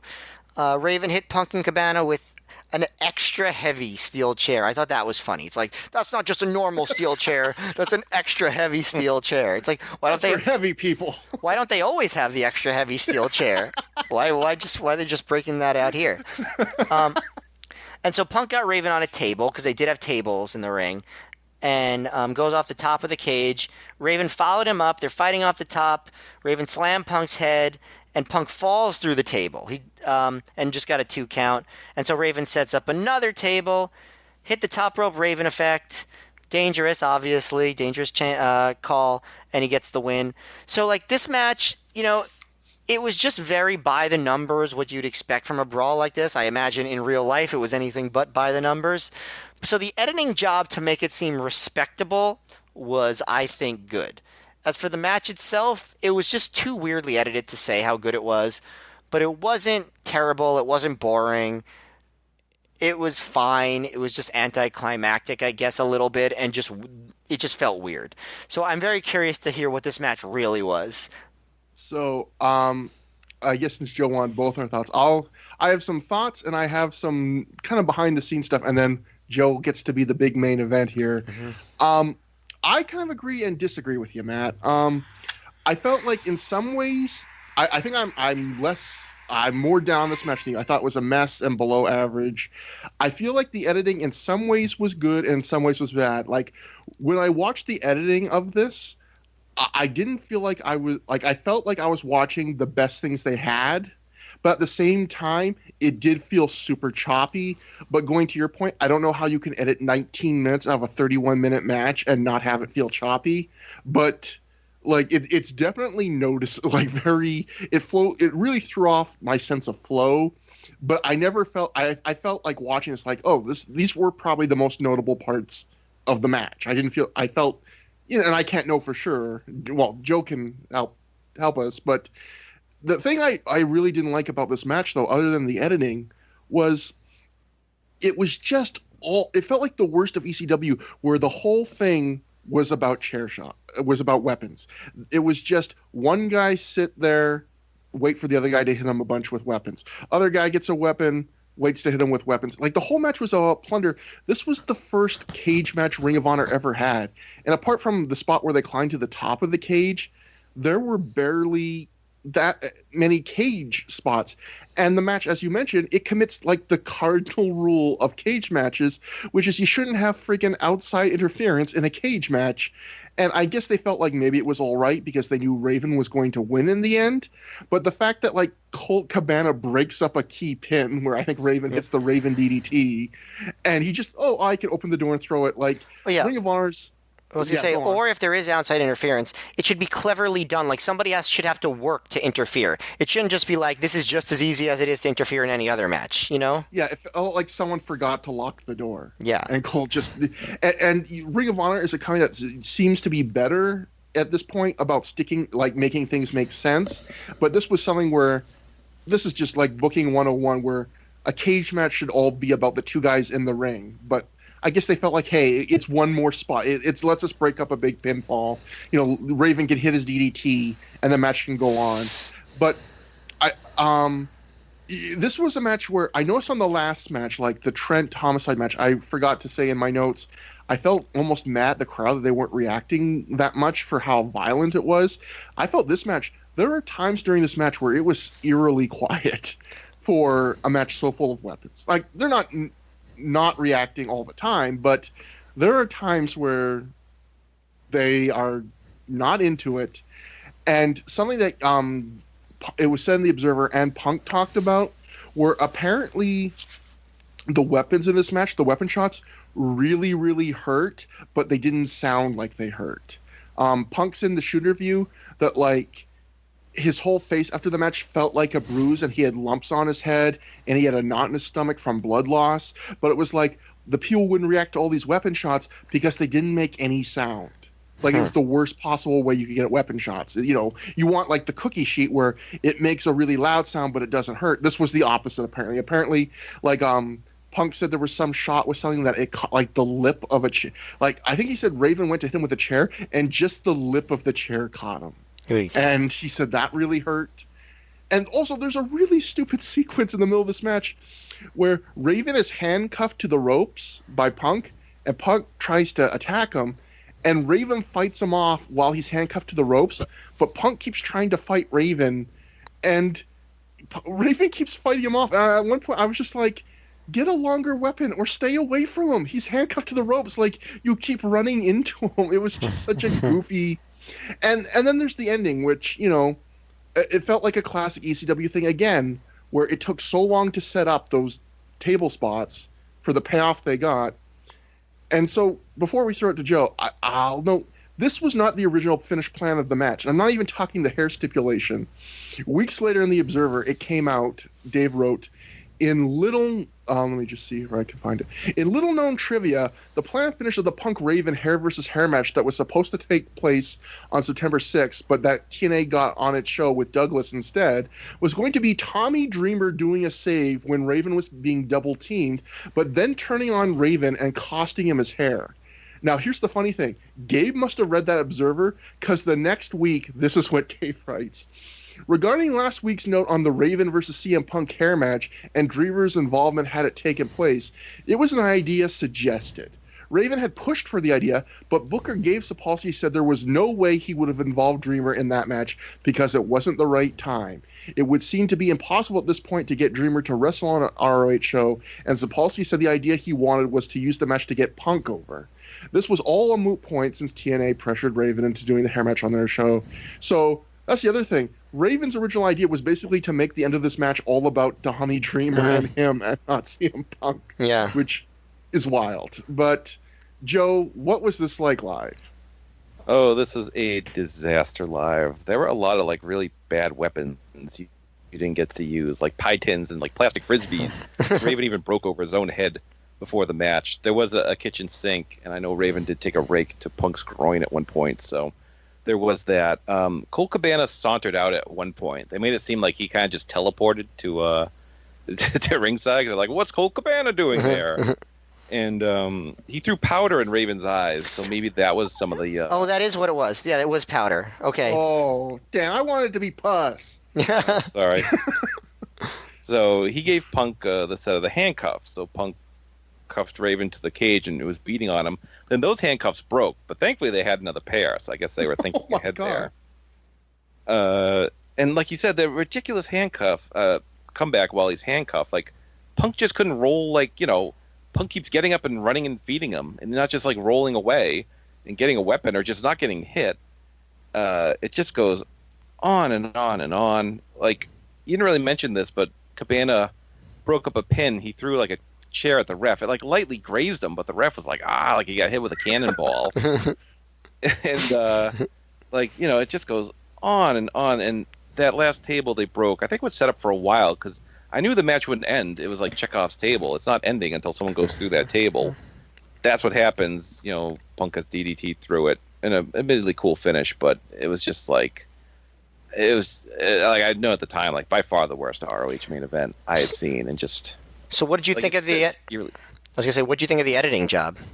Like you said, it was not half bad. Like when I went to rewatch it, I was like, oh, that was, you know, feasible. Now they cut out 2/3 of the match, and it was certainly choppy in points. You could tell, like, you know, Punk's almost instantly covered in blood. You could tell we skipped some chronology there, but it wasn't that bad. Like, you know, it wasn't great. I'm not going to recommend anyone go see it, but in terms of what it actually was and how it was presented, they did do a fairly admirable job in showing something that wouldn't, you know, make you puke. I think we also need to know how shoddy this cage looked. This was the first ever Ring of Honor cage match. It looked like they put it together on an angle. Like it was kind of slanted on one side. And I know on the An Honorable Mention podcast, they've mentioned sometimes about the horrors of setting up that cage. And it just always looked unsafe and rickety. And it was hard if you didn't get like the handheld cam at ringside to sometimes to see through it, which the hard cam wasn't always great. And I actually have one other thing. Before you do the one other thing, I want to mention the cage.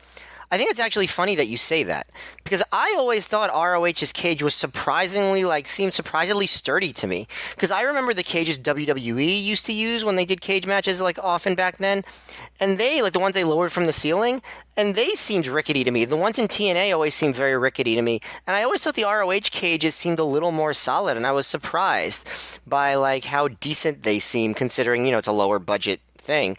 So I found it interesting that you said that about the cages, because I actually had a very different impression of the cage. We'll have to keep that. We'll have to remember that and look into that as we see Ring of Honor cage matches going forward. Maybe it was just I was just swayed by. Again, it looked kind of like they put it together slanted, or maybe I was just swayed by the match. But one other thing I actually have here in my notes is I have a bit of a recap from CM Punk's thoughts from a 2003 shoot interview on this match. Punk, when he talks about this match, says that the match was a bad experience, and if he could go back in time, they ask him, like, what would you do to change the match? And Punk says, what would I do? I would convince everyone involved to listen to me, he says. Punk says Raven is a perfectionist, and basically Punk seems to say that Raven overruled him on some things with this match, maybe not saying everything he was going to say. Punk wanted the match to have climb-out cage rolls and not have pinfalls and not have weapons in it. Punk says he beat himself up for weeks after the match. He bemoaned that they had this gem of a feud that everyone wanted to book all over the indies, and that they ended it that way. This was before they had one more blow-off match. Punk also says that the crowd was dead from all the wrestling they had already seen in a hot building, and he also said a miscue where his entrance music was played when he wasn't ready also didn't help things. Punk said when Raven hit him with a shovel and it didn't make a noise, the crowd groaned, but Punk said it hurt him really bad. Punk said every weapon Raven hit him with hurt. And going back, his face was lumpy and like a bruise. Punk also says he and Raven had a disagreement about how to approach the match in terms of character. Raven wanted Punk to play the scared, trepidatious heel, while Punk thought that after Raven poured the beer down his throat on an earlier show, he should have been like really angry and wanting revenge on Raven as bad as Raven wanted revenge on Punk. Punk says in the end they did things Raven's way, although I don't really think Punk played a trepidatious heel in this match. He just played guy that gets hit with weapons. So yeah, even Punk has remembered this was not good. Sean Radican, who was live, wrote, the sound from the weapons didn't sound heavy, so there was a small amount of boos from the crowd. From my vantage point, Raven wasn't hitting Punk very hard with the weapons he was using. So Radican kind of like playing exactly into what Punk's talking about. Raven eventually used a cheese grater to push Punk open, and he bled heavily. Did we see the cheese grater? I don't think so. No, right? Yeah, I think we just see Punk bleeding. I don't think they even show us why he's bleeding. As the crowd was he says as the crowd was we'll get to something in a second, but I'm just trying to see my one last note before we get to the post-match angle. Dave wrote, maybe more diplomatically in The Observer, he wrote, we had two different versions on the main event, although everyone agreed it didn't get over to the live crowd. It was said the ring entrances for the main event were slow and dramatic, but fans didn't like the match, with a lot of booing, particularly for the weapon shots. There were said to be too many weapon shots and too many that sounded like Tupperware on Impact. Raven had blamed it on the show being too long and the crowd was dead, but several fan reports said they came to Ring of Honor to see wrestling and not a garbage wrestling match that would never end. Both guys brutalized each other with weapons and were black and blue and bruised up because the crowd wasn't buying it. We also heard there were problems with the weapons as they made no noise but actually hurt like hell, which is exactly the opposite of what you want. It was said that a large percentage of the crowd was vocal about not liking what they were doing. Joe, being there live, do you remember how much unrest there was? It kind of comes across watching live, but do you remember how much what the vibe of the crowd was for this? I think everyone just wanted it to be over at the 20-minute mark, and then went on for another 10 minutes. Yeah, so that's a long cage match. Yeah, it's still crazy to think about. It's a 31-minute match they edited almost 20 minutes out of.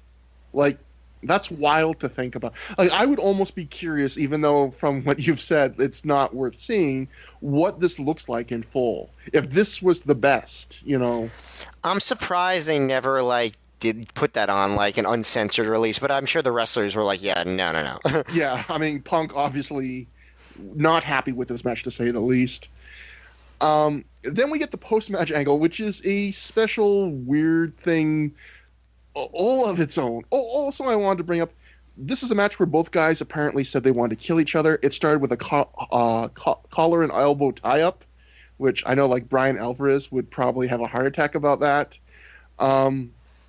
So after the match, the lights go off, and when they come back on, Raven is strapped to a giant X symbol with a strand of barbed wire wrapped around him, which is playing off the classic Raven Sandman crucifixion angle. I'll note the time between Raven DDTing Punk off the second rope through a table and winning the match the lights going off, and then him being strapped to an X that got pulled through the ring was super quick. Must have been edited also, right? It had to have been. Because it felt like it shouldn't have been that easy. Yeah. It was like literally like 30 seconds of darkness, giant X symbol in the ring that Raven is strapped to, Punk is recovered, barbed wire around Raven. I wrote, this seemed almost too quick. We go from Punk taking a giant bump and losing it, and it doesn't take very long to go from that to Raven strapped to a giant symbol they brought into the ring. Punk gets on the mic. He says Raven's won the battle, but not the war.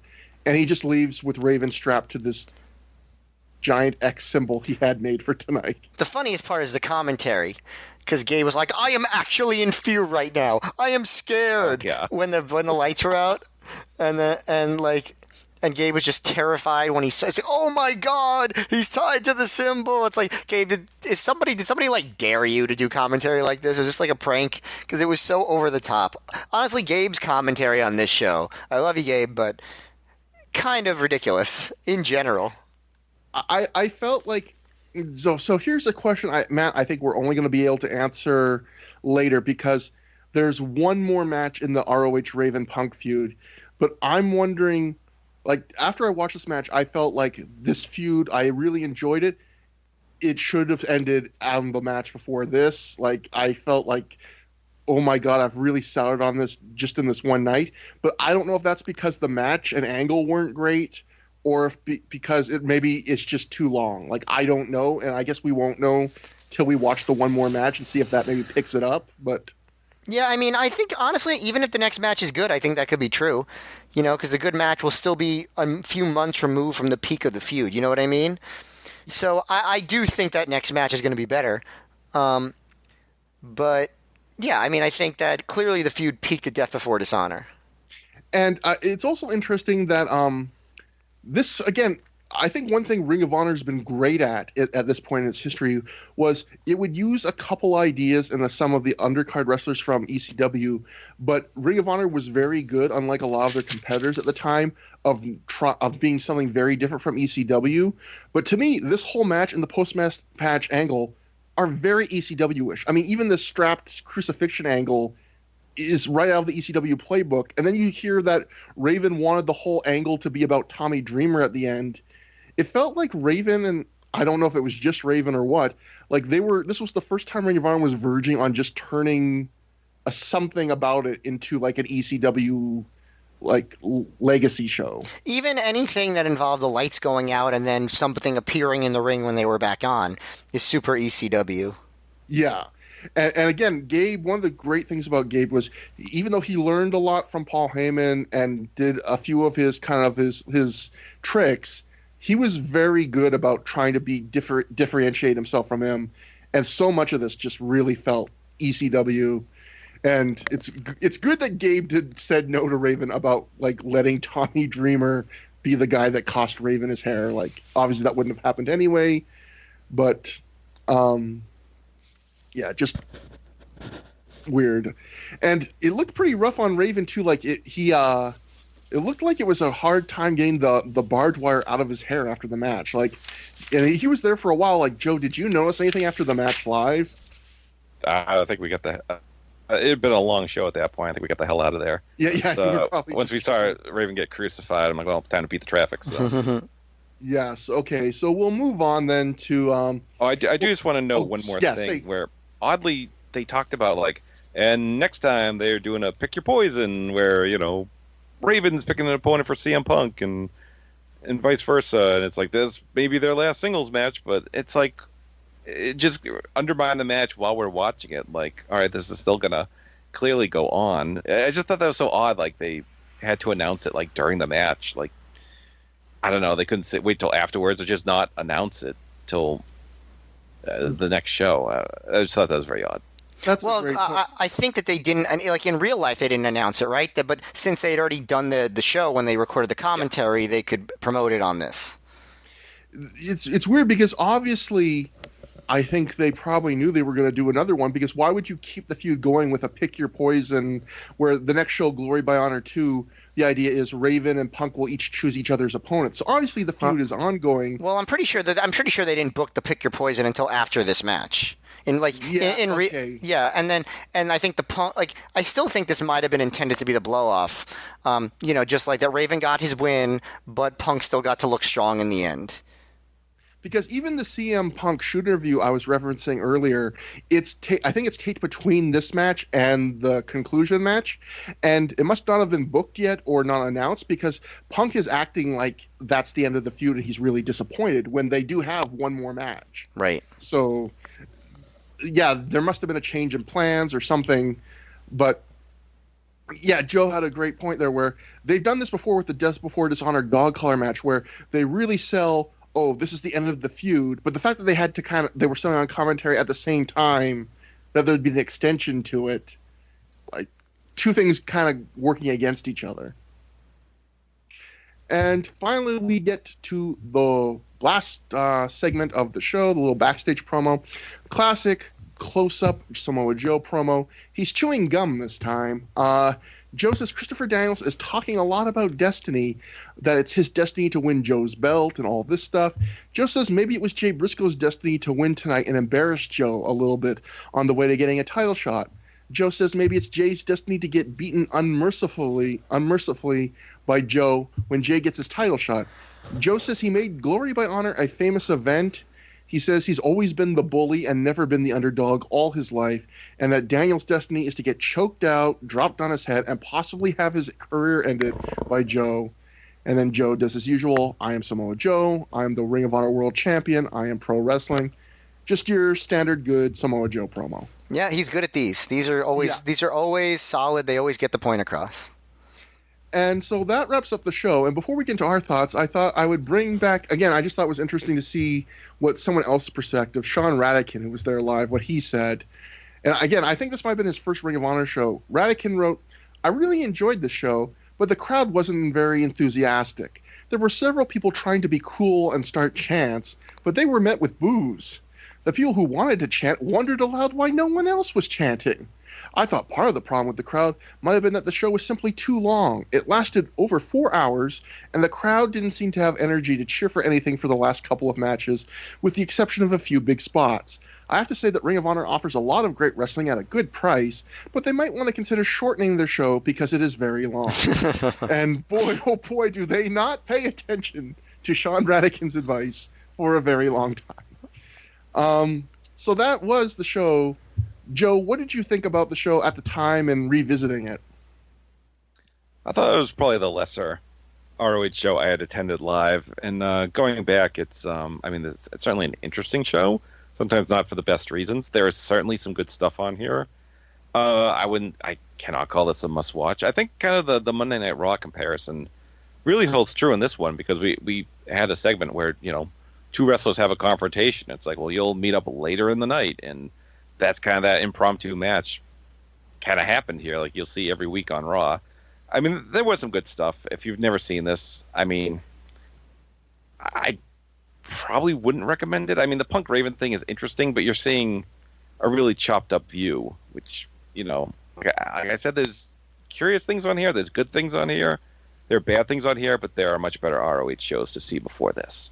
Matt, what'd you think? I'm guessing I'm going to be the high vote on this show. I had never seen this one before. One of the few ROH shows from that era that I never saw. And I thought it was super entertaining. Like, a lot of it for bad reasons. Like, the main event was a mess, although I thought the editing was good. The Special K Carnage Crew match was kind of disgusting. Like, it was like really horrible the way they did it, but certainly a lot to think and talk about. I liked a couple of I liked the two Briscoes matches. I thought that Homicide and Acid was kind of a must-see match. Like, it was problematic in a lot of ways, but also in the same way that, like, if people like that Samoa Joe versus Necro Butcher match from 2005, this wasn't as good as that, but it had a lot of the same problems, and it was entertaining for some of the same reasons. I thought this was a dynamic, interesting show. So I'm not thinking of it in the way of like I'm recommending or not recommending the show, but just as a viewer myself, I was thoroughly entertained and thought there was a lot to talk about coming out of this show. And as somebody whose goal right now is to review and analyze these shows, I think There have been way less interesting shows that we've talked about in recent months than this one. So I will give it a high thumbs in the middle. I think, Matt, you nailed it there. I didn't realize till you were saying it, but I think this show is not a bad show, but it's more interesting than it is good. Like, it's a very interesting show. As a show, if I was just sitting down and watching it, like, I think I agree with you that the Trent Homicide match is almost a must-see. Maybe it is just a must-see. And I thought, there's a lot of stuff that's average on the show. I was probably the high vote on the BJ Mark match. I thought that was outright good. So it's not a terrible show to watch, but I think it's even more just interesting for the purposes of the stuff we do, especially like the Punk Raven thing. I wouldn't recommend that to watch, but if you want to see like a weird piece of history and the backstory, I think it's interesting in that respect. And that's an example of a few things on this show, I think, like that, where if you're a geek like us, it's probably worth a watch. If not, the one thing that's if you're more just into, is it a good show by traditional standards, I think the only thing you need to see is Trent Acid and Homicide. I would agree with that. That will be it for the show. I want to thank Joe, as always, for putting up with me and Matt as we explore Boston together, or the Boston area. And I can't wait to see what new arena we'll be in every other show with you. Again, Joe's on podcast everywhere, but thecubsfan.com, Voices of Wrestling, and, here, he's got a regular home here. Next time on the show, if you want to contact us, it's at Trevor Dame, at Mayor MGF, and at Joe Gagne, is it? Yep. And next time on, you can email us at ThROH@gmail.com, blah, blah, blah. We post on message boards.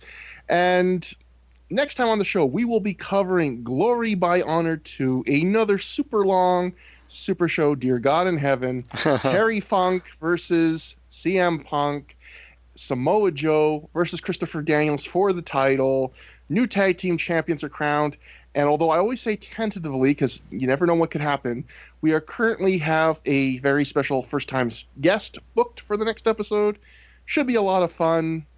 And I want to thank everyone. I want to thank Joe, Matt, everybody. And thank you, the listeners. 25 episodes. Thank you so much.